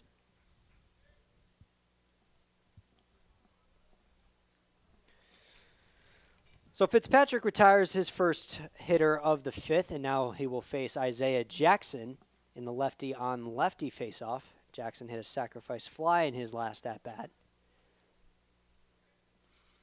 Infield shifted to the right on him as he rolls one to the right side, but it will go foul. Fitzpatrick throwing out of the sidearm on the lefty side. Could be a little bit intimidating to see as a left-handed batter if you're Jackson, but luckily for him, Fitzpatrick does not profile really as a velocity guy, but more of as a stuff guy with his command. We haven't seen him top 87 miles an hour yet. Throws a lot of junk and tries to get you to swing over the top of pitches. As the 0-1 comes into Jackson, it's a high changeup, and Jackson leaves it there for ball 1. It really is an Isaiah Jackson kind of question for ASU this year. If he is special and spectacular, you're going to have a tournament team probably in Tempe if you get all the other factors in the arms and the staff. And the 1-1 to Jackson, he takes a big hack and comes up with nothing. He's down 1-2. And if he's not very good, then, or if he's kind of the same as he was last year, which is, you're going to get great days, you're going to get bad days, you don't get more consistency out of him, you probably see a more middle-of-the-line / 7th, 8th in the Pac-12 type of team, and it's obviously not what Willie Bloomquist came here to do. 1-2 to Jackson. Did he hold up on the check swing? He did. It's a slider away, and he just barely keeps the barrel of the bat away from striking out on a pitch that was way outside the zone. But as you said, Jackson really is kind of the key for this team, a really heralded freshman. Was a 16th round pick out of high school by the Houston Astros. Decided to come here to Tempe as he takes the 2-2 inside and the count runs full. Came here to Tempe and showed a lot of promise last year. Not a lot of it really shows up in the stat sheet, hitting just 240. Had a big slump really in the middle of the season, had a lot of strikeout problems, but the fielding never went away. So as long as that bat can come around, really could have a star on their hands. ASU could, as Jackson lines the 3-2 up the middle, and it is botched by Ethan Mendoza. And Jackson's going to get it on with an error. I have been unimpressed with both shortstops today. Steven Undina and Ethan Mendoza. Neither of them has stood out to do much for me. I think Undina made the better play that has, going to pick up all the credit today. When Willie goes and talks to any media who are here, he'll say, yeah, Steven Undina made a great play, but too many balls underneath the gloves, too many errors. I think each of them has 1, maybe 2 at this point each. So not a good day to be the shortstop for ASU. So now it's Brandon Compton that's going to step in. He'll take an 87-mile-an-hour fastball on the outside black for strike 1. I have liked the second baseman, though. Jax Ryan has looked good. Kropel has looked solid. I know that's a completely different world to look at sometimes in terms of second and short, but 0-1 now to Compton is rolled over to the right side foul. But I think the right side of the infield and that middle infield spot at second base has looked solid. Of course, it's obviously naturally much easier to play second than it is to play short. And the kind of general consensus is, hey, even if they've got two good second basemen defensively, you can't play second all the time. If you're a good second baseman, that doesn't mean you can play short. Usually shortstops can play second. 0-2 to Compton, swings and misses on the slider. Nice pitch there by Fitzpatrick, and he retires Compton on 3 straight for the second out of the top of the 5th. Am I correct in that, though? Like, what have you thought of, Mendoza and Ondina right there? I mean, they're both freshmen, so you can't look at it too. Yeah, but one of them's going to be playing. Too critically. One of them is going to have to play, and that's the beauty of this game, where one has to get developed as the season goes on. We saw it happen with Luke Hill last year, and now Bloomquist will have to do it again. As the first pitch to Jax Ryan is lifted into deep left center field, it'll get down and go to the wall. Flying around third is Isaiah Jackson. The throw will be late as he comes in standing, and Jax Ryan has an RBI double. And it's now a 10-5 deficit for Maroon. As much as he has slipped away in this class that Willie really loves in terms of the big bats of Carlone and all these other guys, very impressed with Jax Ryan today. Gets bat to the ball, can push it to anywhere on the field, right, left, into the channels through left center and right center, can get to the warning track clearly after that one. That's a good batter. That's a guy who's going to be a piece probably at the bottom of your lineup that can make some noise. And that's kind of what Luke Hill profiled as last year. Another freshman shortstop that came in, really a freshman middle infielder, won the shortstop job over the veteran Luke Keeschel. It took a little bit for his bat to come around, but when it did, he was a really big part of this ASU order. He lifted himself from the 9 spot into the 2 hole for much of that stretch down the end of the year. Of course, transferred to Ole Miss at the end of the year. But Bloomquist hoping he can make a similar character arc with Jax Ryan this year, as now Fitzpatrick steps in to face his next opponent in Brody Briggs, and it's ball 1. And that middle of the infield for ASU was really the strength last year. Hill, yes, he made a lot of defensive mistakes, but none that were truly terrible in terms of, okay, you'd expect that out of a freshman. It wasn't a consistent, like, oh my gosh, here we go again type of deal with Luke Hill. Now, did he make them? Yes. Did he have problems with them at times? I think so. But you were able to sacrifice that with his bat that could be up there with the best of them. And I would say that that's where he has the edge over Ondina and over Mendoza, is we've not seen much of the bats from those guys. It's a 2-0 now to Brody Briggs, is ripped to the right side but foul. And it was honestly better for Keeschel as well. You look at a guy who came in, thought he was going to be the starting shortstop, gets turned into the second baseman and becomes a second-round pick and is going to rise very quickly in that organization and will likely be a major leaguer within the next 24 months. I do firmly believe that as well. He was the highlight position player that got taken among 7 draft-eligible players from the Sun Devils last year, and all of them got taken. They lost nearly their entirety of their pitching staff, as we saw names such as Owen Stevenson, Blake Pivaroff, Ross Dunn, Christian Curtis, Timmy Manning, among others, all get selected to major league teams. As now back to play, the 2-1 to Briggs is upstairs. He's now in a hitter's count at 3-1. Wasn't that surprising? Like nobody could have told anybody during the course of this ASU season and said, hey, that bullpen that has cost you so many games, every single person who's draft eligible, they're going to be in a major league system. Hitters count now to Brody Briggs, and he'll take ball 4 low and away. So now 2 on and 2 out for Maroon. And a big RBI chance will come for Steven Ondina, who will look to redeem himself for the mistakes he's made in the field today. It's a good at-bat from Briggs, and that's the curious thing for me this year is, like, when you look at that bullpen, you lose all those arms that, you thought were going to come back. And if you're Sam Peraza, you were trying to put yourself in a position where, hey, this year's team was solid, next year's team's going to be great. And think about the class they brought in. If they bring back 2 or 3 of those pen arms, it's a really solid bullpen. First pitch to Ondina, skied high, but behind home plate, and it'll go into the seats. Nearly bounces up to us, but we are not going to get a souvenir, at least not yet. As you alluded to, Ryan, losing 5-6 draft-eligible arms on a team where pitching was not the strong suit really is a surprise, and Sam Peraza even noted that a couple of weeks ago as well. And they've had to rebuild this staff with that freshman class. As the 0-1 to Ondina, it's off the end of the bat. Short right field, coming on as the second baseman. He can't make the play. Texas Leaguer falls in, and it's an RBI for Steven Ondina as Jax Ryan comes in to score. Going over to third is Briggs. and the inning will continue for Maroon.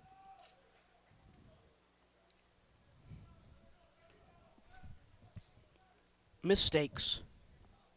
Just mistakes. That was a bit of a confusing one there, to be fair to the second baseman. Kropel kind of was trailing back, and with the outfield playing deep, that was his ball, and he was kind of getting turned around a little bit. It was a ball that was out of his range. You can't harp on him too much on it, really just a stroke of luck. And, I mean, in some ways, McLean was still 2 steps away to make that play, so Kropel certainly had to go and get it. Cole Carlone now steps in. He took a fastball off the shoe tops. It's 1-0. That kid is so large.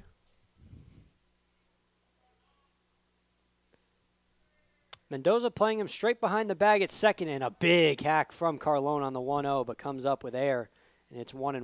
81-mile-an-hour changeup there from Fitzpatrick.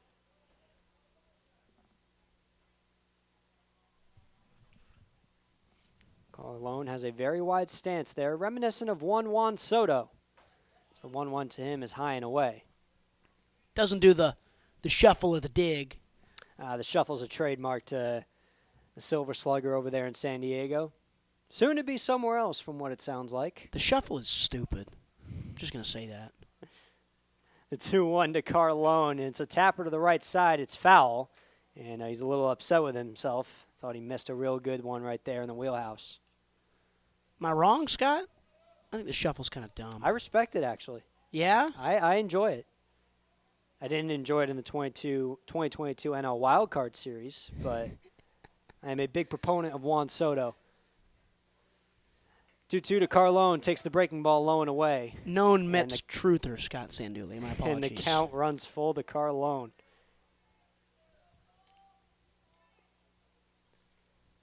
Pinch runner over on first base. It's Mario Demera, and he'll be running on the pitch. 3-2, 2 out. As Fitzpatrick digs in a long leadoff third from Jax Ryan, trying to distract Fitzpatrick. The pitch comes. Carlone with a high chopper to the right side. It's fielded at first base by Tobias. Good PFP work there by Fitzpatrick to get over to first, and he makes the play. Just beats the sliding Cole Carlone into first base. So Maroon gets 2 back, but they still trail 10-6, running out of time, heading to the bottom of the 5th here from Phoenix Muni.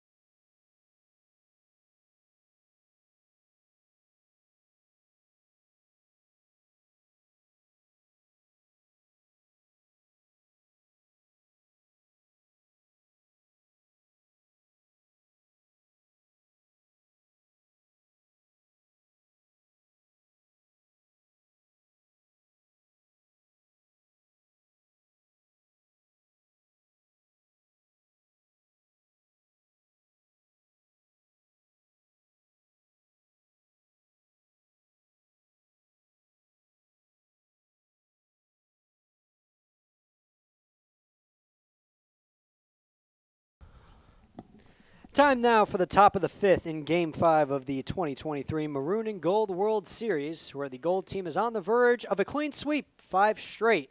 But they'll have to finish off Gold. They do here against Maroon. in the final 3 frames. They lead 10-6 in the bottom of the 5th.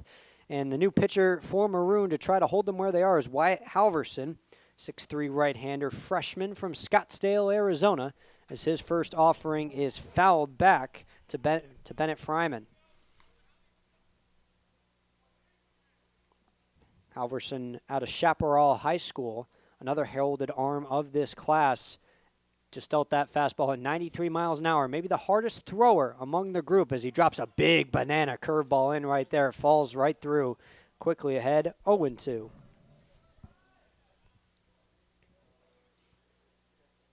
Field playing straight up on Fryman, and he taps one to the right side on 0-2. It'll go foul.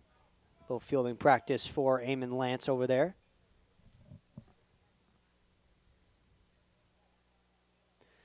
Still a 10-6 advantage here for the Gold team. They rode here off a 4-run first and a 5-run fourth.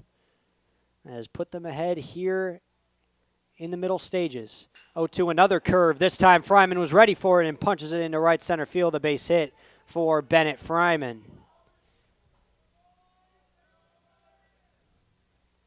Nice piece of hitting there by Fryman to adjust to the curveball, having seen it once. Got it again, didn't miss it. Professional style hitting from him. I'll pass the baton now to the catcher, Solon Munson.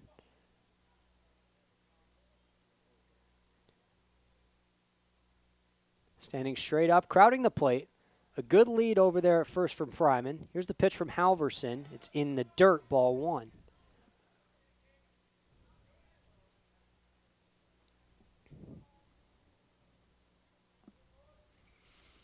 Double play depth up the middle with a little shade to his left. Jax Ryan at second base. 1-0 will not come. It'll be a pickoff attempt first. Halverson unable to get Fryman, diving back in. Little shimmy in the box there from Munson getting set. Here's the 1-0 to him. Takes the heat off the outside half. 2-0.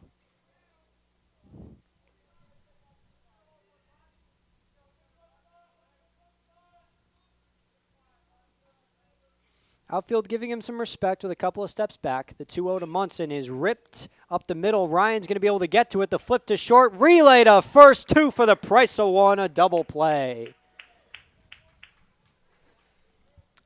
Munson put good wood on that one, but Jax Ryan able to get the glove to it. A nice flip to Steven Ondina. Beautiful relay job there to get it to Eamon Lance. And there's 2 away quickly in the bottom of the 5th. Halverson will now dig in against Ryan Kropel. The first pitch to him is tapped to the right side, foul.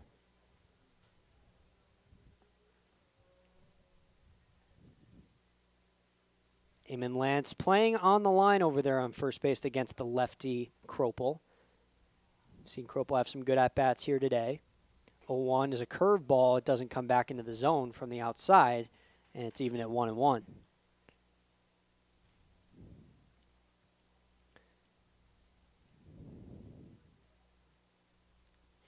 One ball, one strike coming to Kropel, and he fouls it back to the left side. He's down 1-2. Maroon team would love to put up a 0 here. They've only done it in the second inning today. Would need it here to have any chance of coming back in the 6th and 7th, as the 1-2 is another curveball that doesn't come back from the outside. And it is level at 2 balls and 2 strikes.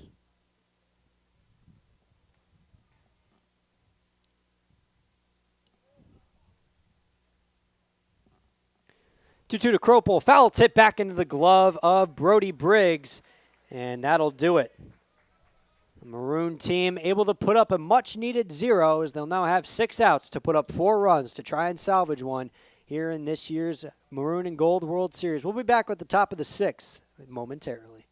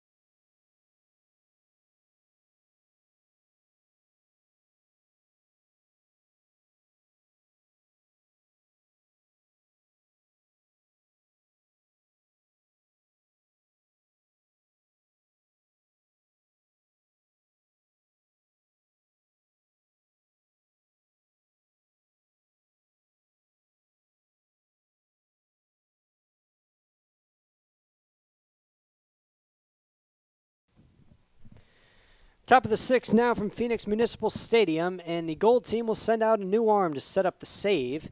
It will be Josh Butler, the big 6'6" righty, freshman from right here in Phoenix, Sandra Day O'Connor graduate.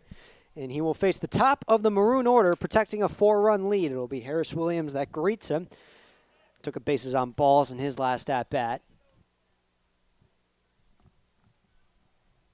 Williams been playing right field for Maroon all day.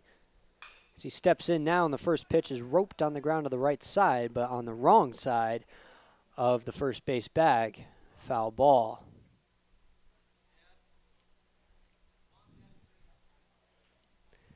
Second baseman Ryan Krobel playing him deep over there, and he's going to get a play right here as a tapper to the right side, and the play is made just in time as Williams was booking it down the line, but not quick enough as Ryan Krobel gets it to Jacob Tobias, and there's one away in the top of the sixth.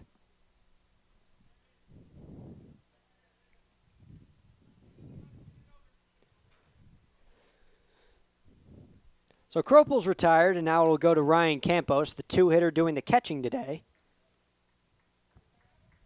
Also walked in his last plate appearance. We'll look to get a rally going here for Maroon, needing 4 runs with 5 outs to do it. First pitch to Campos. Fastball right down Main Street, strike 1. 92 miles an hour there from Butler. 0-1. Campos lays off in the dirt. Butler gave him the changeup right there, and Campos leaves it down.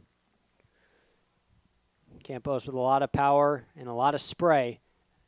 Infield play him straight up, outfield deep. And the 1-1 is roped to the left side, foul. Really slapped over there, right off the roof of the concession stand down the third base line.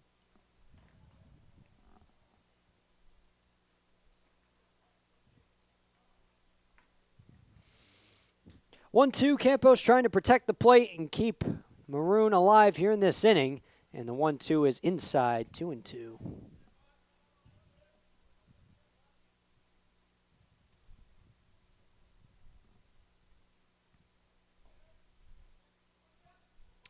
Tobias guarding the line over there at first base. Campos one to shoot it down there when he can. Counts even at 2-2, and now it goes to 3-2. Fastball not even competitive over there on the left side. Excuse me, the right-handed side of the batter's box.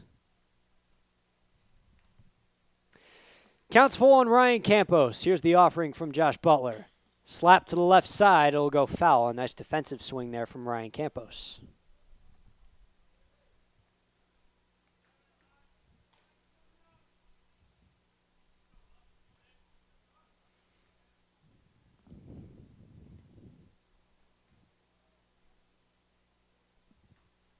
Another 3-2. Campos lays off. It's ball 4 on the outside half.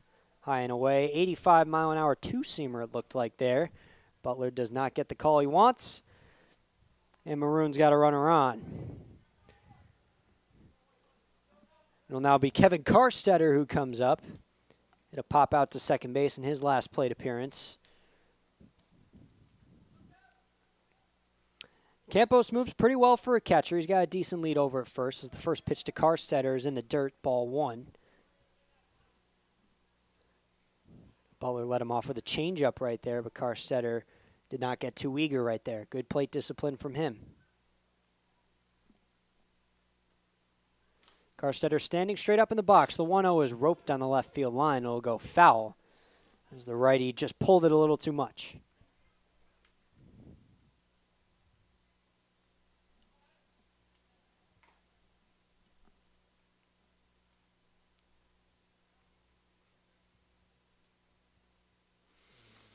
Good lead for Campos off first. Tobias is holding him. Here's the 1-1 to Karstetter. It's outside. Almost took a hack at it. Left it there, and it's ball 2.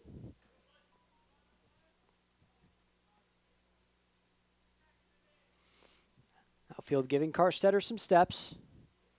Certainly has the power to put one far. So here's the 2-1 to him. High fly ball into short left field. Coming on Cromwick. He may have lost it in the sun, but Kean Vu comes in to save the day and make the catch. Gromwick initially had a beat on the ball, but lost it in the sun, covered up his head a little bit. Maybe needs some Oakleys out there. Kian Vu able to run in there and grab it before it reached the ground. So the second out is recorded. Almost wasn't, but still counts as the same.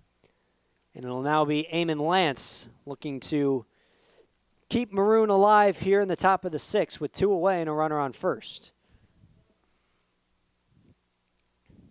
Lance bent at the knees pretty well. Here's the first pitch to him and got the wrong side of the barrel to it. It's foul, out of play. Nearly almost landed on someone's head there in the first base dugout. Or behind the first base dugout, I should say. That's why we bring our gloves to ball games still, no matter what age you are.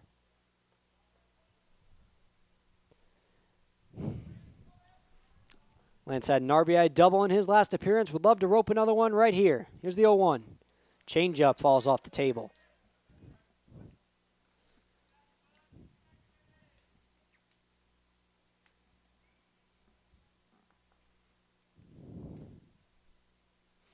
Lance has been playing first base all day, but with that spot being secured for Jacob Tobias, really is kind of a question in what capacity we could see Eamon Lance in next year. But with the production he had at Santa Clara, certainly should make a case to be a part of the starting 9 every week. As he fouls away the 1-1 behind the screen, and he's down 1-2.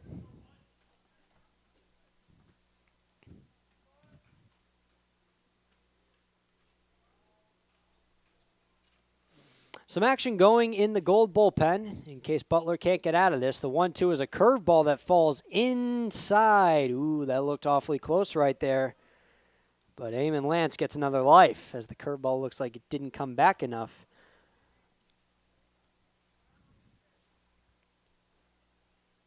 Righty-righty matchup between Butler and Lance.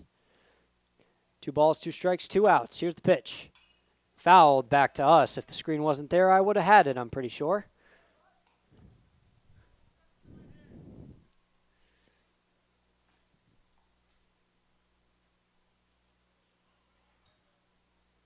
Six runs on 8 hits for the Maroon team here, looking to add to both of those columns as they trail 10-6 here in the top of the 6th inning with 2 away. 2-2 to Lance. Curveball roped down the left field line, but it'll go foul. Lance just out in front of the breaking ball right there. Kind of had the one-handed flail at it, but with so much power, still got it really good off the barrel.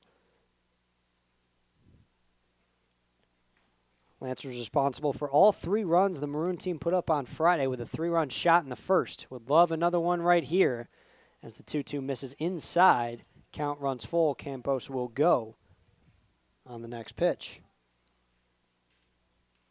I'll tell you what, I was out here Friday watching that game, and Lance on that 3-run homer, I'm still pretty sure it has not landed yet. That ball was hit to the stars. Would have loved to see a measurement on it.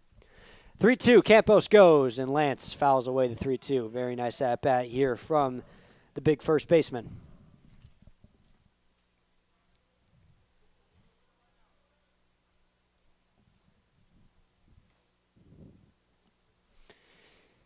Infield playing back on the outfield grass pretty much for a hard hitter like Lance. Another 3-2. Campos takes off, and it's ball 4. Great at-bat by Eamon Lance to run that pitch count up and get himself on base. That will pass the baton to Isaiah Jackson with a chance to bring some runs home. Before he can step up, we're going to get a mound visit to Josh Butler.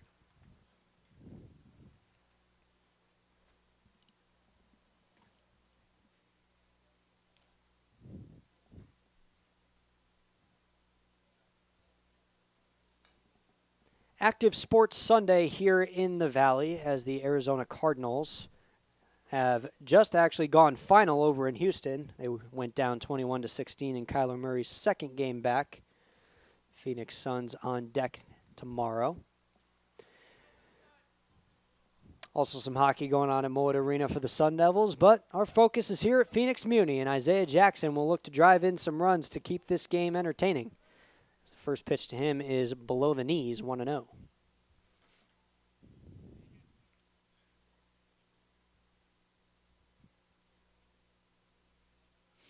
Ethan Mendoza playing behind the second base bag on Jackson. The 1-0 to him is low again, this time on the inner half. And Butler, who started off this inning with a lot of command, has suddenly gone a little wild here in the 6th. Isaiah Jackson looking to take advantage of it. Sacrifice fly in his last turn at bat. Love to add another RBI here as he takes a hack at the 2-0 in the wheelhouse, but only able to tap it foul.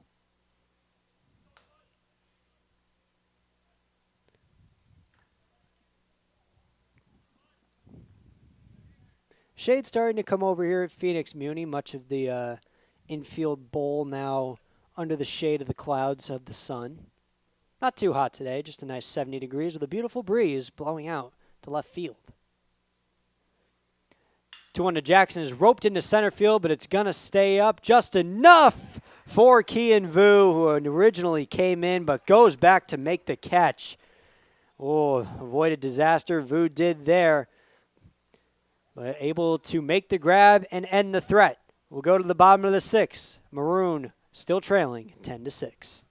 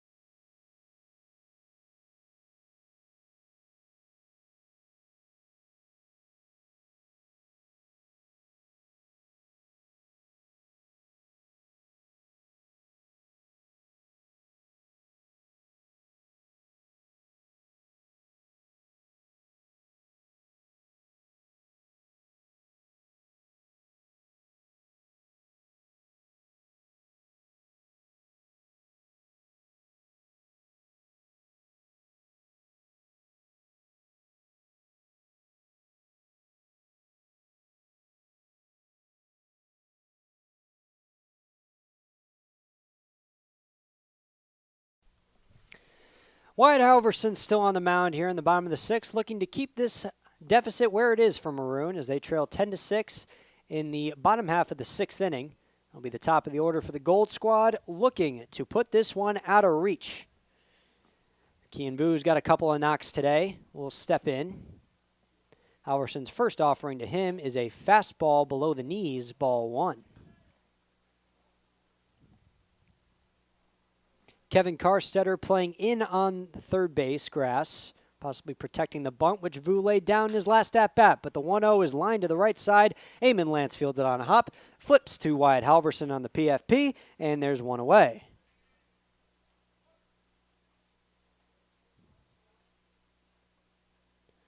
Two pitches, one out there for Halverson to start the 6th. And we'll now come up to New Contratus. Contratus 1 for 3 on the day with a base hit back in that 4-run first. First pitch to him is a strike. Looks like an inside changeup dropped in at 83 miles an hour. Contratus' 105 total bases were 3rd on the team last year as he ropes one down the left field line, but Karstetter able to stop it. His throw is not going to be able to be in time. Contratus just a little too quick. One third baseman hits it to another, but unable to get the out was Karstetter. Had to range a little bit to his non-glove side, made the throw off balance, was a little high. Don't think it would have changed the outcome of the play anyway. Eamon Lance just stopping it from getting away over there at first base.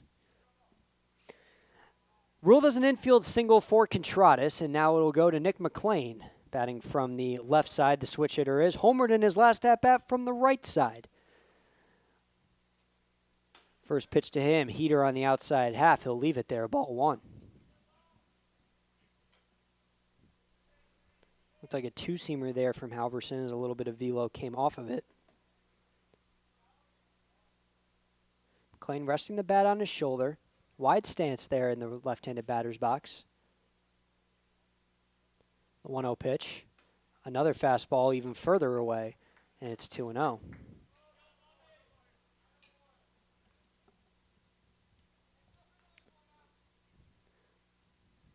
Good lead for Kian Vu over there at first base.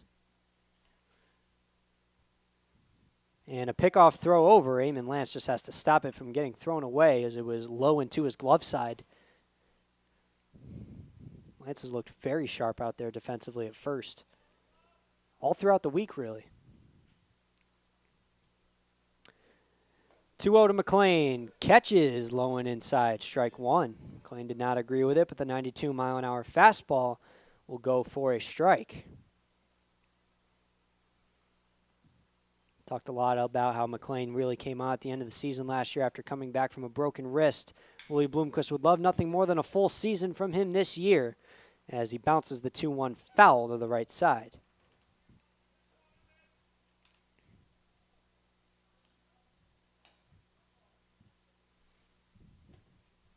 Vu will trot on back to first base.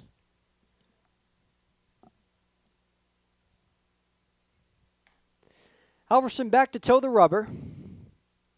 Checks on Vu. Comes to set. Pickoff throw to first is not in time. Excuse me, New Contratus over there at first base. Apologies.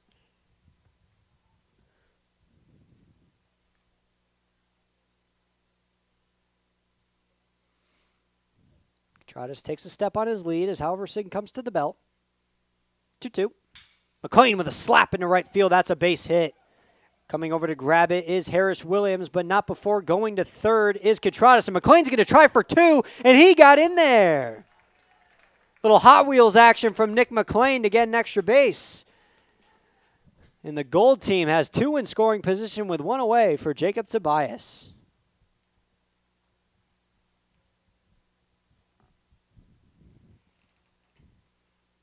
Really short and compact swing there from McLean to just slap that ball into right field. It was far enough away from Williams to where you could take that big turn around first. McLean just didn't stop.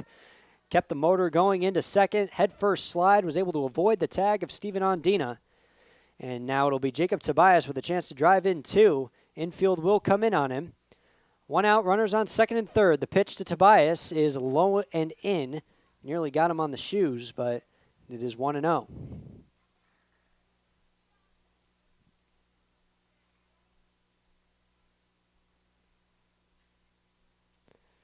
Good leads at second and third for McLean and Contratus. Here's the 1-0 to Tobias. It's ripped up the middle, a base hit. Jacob Tobias does it again. His second two-run single of the day as both Contratus and McLean come in to score. Tobias has 4 RBIs on 4 hits, and the Gold team leads 12-6.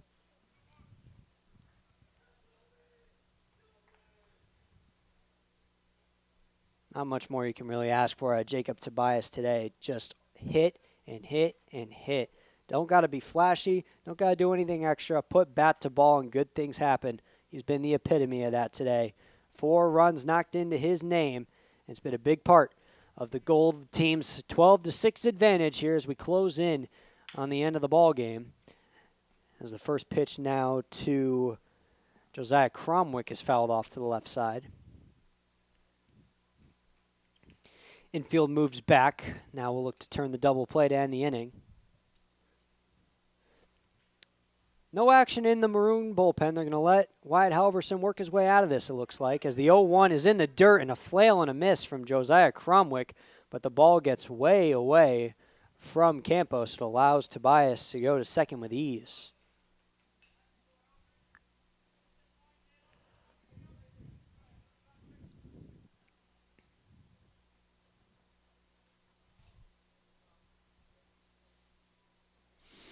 Halverson now coming to set for the 0-2 to Cromwick. Jumping off a second, Tobias not going anywhere. The 0-2 to Cromwick is a curveball, but he lays off. It's ball 1 as it fell below the zone.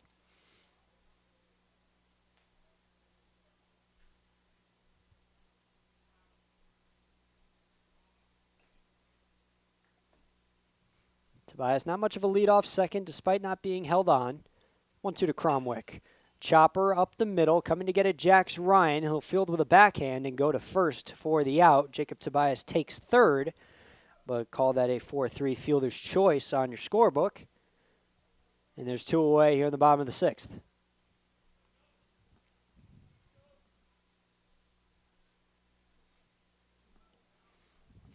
So Tobias now 90 feet away from scoring the Gold team's 13th run of the afternoon. Ethan Mendoza will look to provide that with his bat. Hasn't had the greatest day in the field, but can make up for it with a base hit right here. And the first pitch to him is fouled back to the right side. Got an 85-mile-an-hour changeup out of Halverson right there.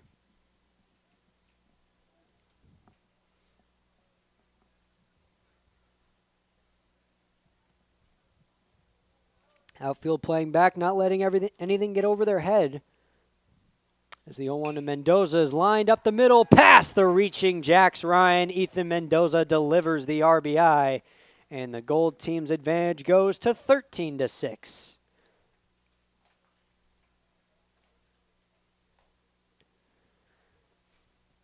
"19 runs on 25 hits combined today.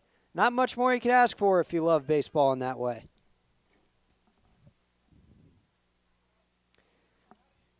Now it'll be the mysterious number 5 that steps up for the Gold team, as we still don't have a name for him on our roster.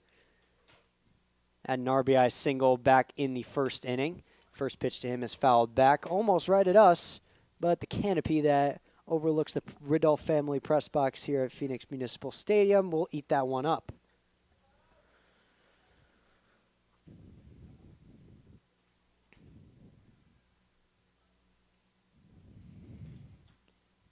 Jax Ryan shaded a little bit towards the bag at second, as the 0-1 to number 5 is upstairs.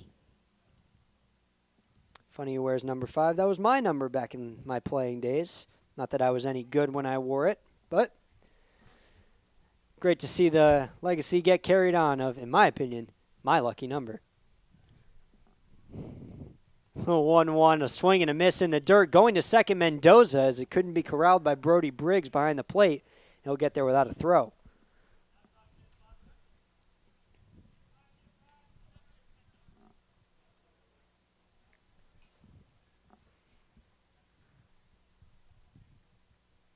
So it's 1-2 ahead now, Wyatt Halverson is.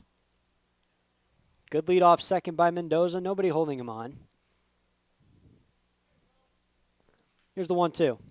Spiked in the dirt. Going to third is Mendoza. Briggs comes up with it, and the throw is spiked. Mendoza gets into third as Carstetter just had to keep it in front of him there. It bounced about 5 feet in front of his glove. A good job to save an error there, but the runner moves up to third, and now another RBI chance here for Gold.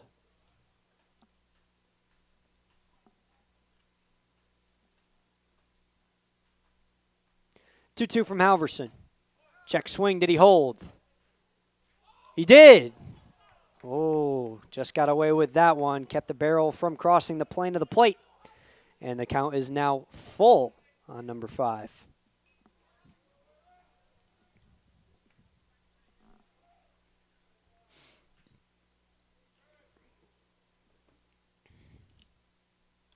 Infield playing back all around. Here's the payoff pitch.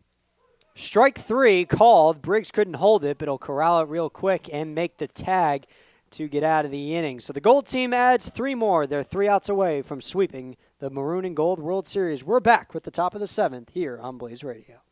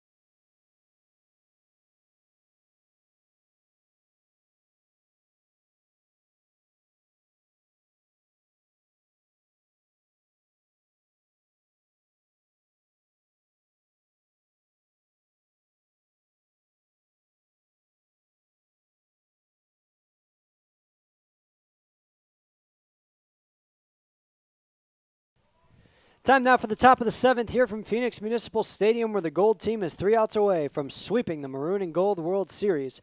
And the ball will be given to Hunter Omlid to close the door, a senior right-hander. Transfer out of Grand Canyon. Originally from Hamilton, Montana. Not necessarily the most baseball-rich spot up there in the great Northwest. But Omlid a product of it, and he'll face Brandon Compton to start things off. And Compton takes a big hack at the first pitch fastball, but comes up with nothing. It's 0-1. Infield shifted to the right with Ethan Mendoza playing on the right side of the second base bag. Of course, illegal once the season starts, but if you're Willie Bloomquist, you make the rules in your own scrimmage as Compton fouls the 0-1 back into the press box if the windows had been open. Looks like they may have a window replacement fee on their hands pretty soon. Sounded pretty bad over there. Is the 0-2 to Compton. High fastball. It's lifted into left field. Coming on Cromwick. He will make the catch with one hand.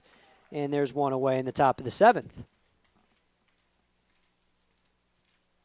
I'll tell you what, before I leave, I got to go check out that window and see if it's still intact, folks. That did not sound good.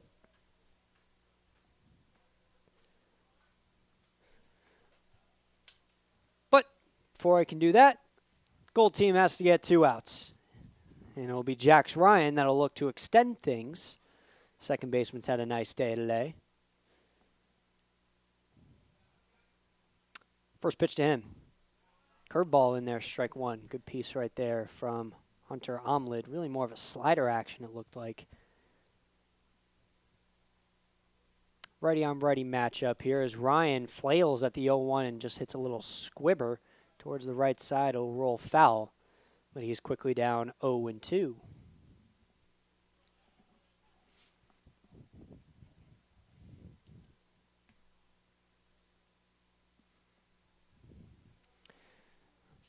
Ryan gives him a few swings of the bat as warm-ups. Here's the 0-2. He pokes it to the right side, right at Jacob Tobias, who leaves his feet to make the catch. And a quick 2 outs here in the top of the 7th, and the Maroon team is down to their last out.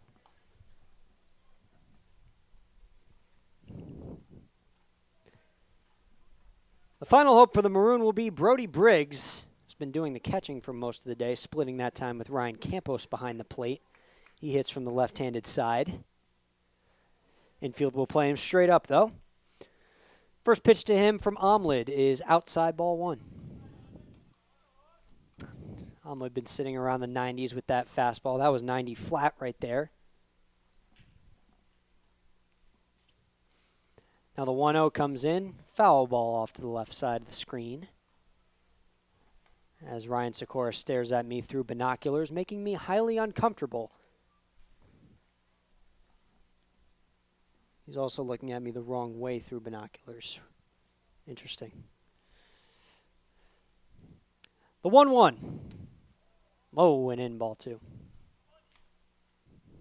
Good sweeping action there on that pitch. Kind of started on the right-hander's batter's box, but ended almost on the shoot tops of Briggs in the left-handed batter's box. 2-1. Strike 2 in there on the inner half.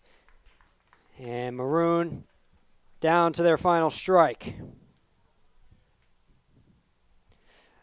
Nobody rises to their feet, but still, end of the game possibly on our horizon. The 2-2, below the knees, 3-2.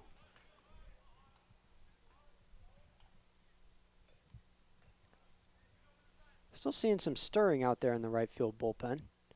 They've been playing 7 innings all week. Maybe they got a surprise in store for us. Payoff pitch to Briggs. Lifted to the left side. Contradas shading over, but it'll get out of play.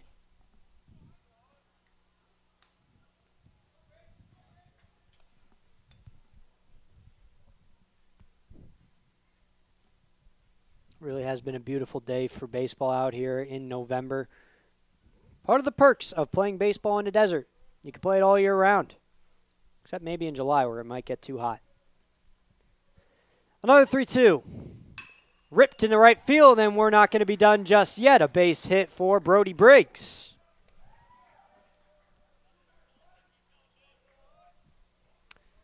Fastball over the plate there by Omelet, just trying to get this one over with. But Brody Briggs says, not yet, sir.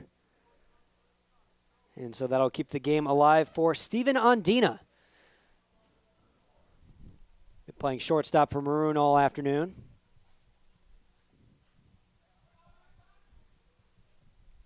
Tobias will not hold Briggs on at first. Here's the first pitch to Ondina. It's a breaking ball that misses outside.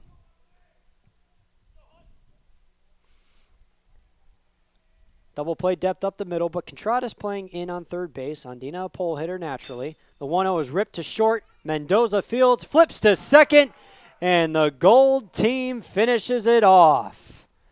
Not 1, not 2, not 3, not 4, but a 5-game sweep from the Gold side. They wrap this one up on Sunday, 13-6, 13 runs on 17 hits to bury the Maroon squad. And Gold will go into the winter, the holiday season, with some bragging rights, it sounds like.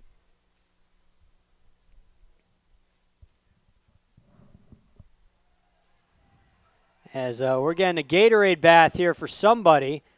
Was pretty inaccurate throw over there. It was Steven Hernandez that tried to dunk, looked like Solon Munson in the showers, but unsuccessful, and he adds a little puddle behind second base. But added to the history of the Maroon and Gold World Series this year goes to the Gold squad. They finished it off on Sunday, winning 13-6, a final scoreline of 13 runs on 17 hits and 3 errors for Gold, while Maroon managed 6 runs and 9 hits and 2 errors in the losing effort. It's been a fun one this week for everyone here at Blaze Radio that's been out here at Phoenix Muni. We thank you all for tuning in, and we can't wait to have you back at Phoenix Muni in February for some real regular season action when Sun Devil baseball returns. For Blaze Radio, I'm Scott Sandulli. Everyone, enjoy your day.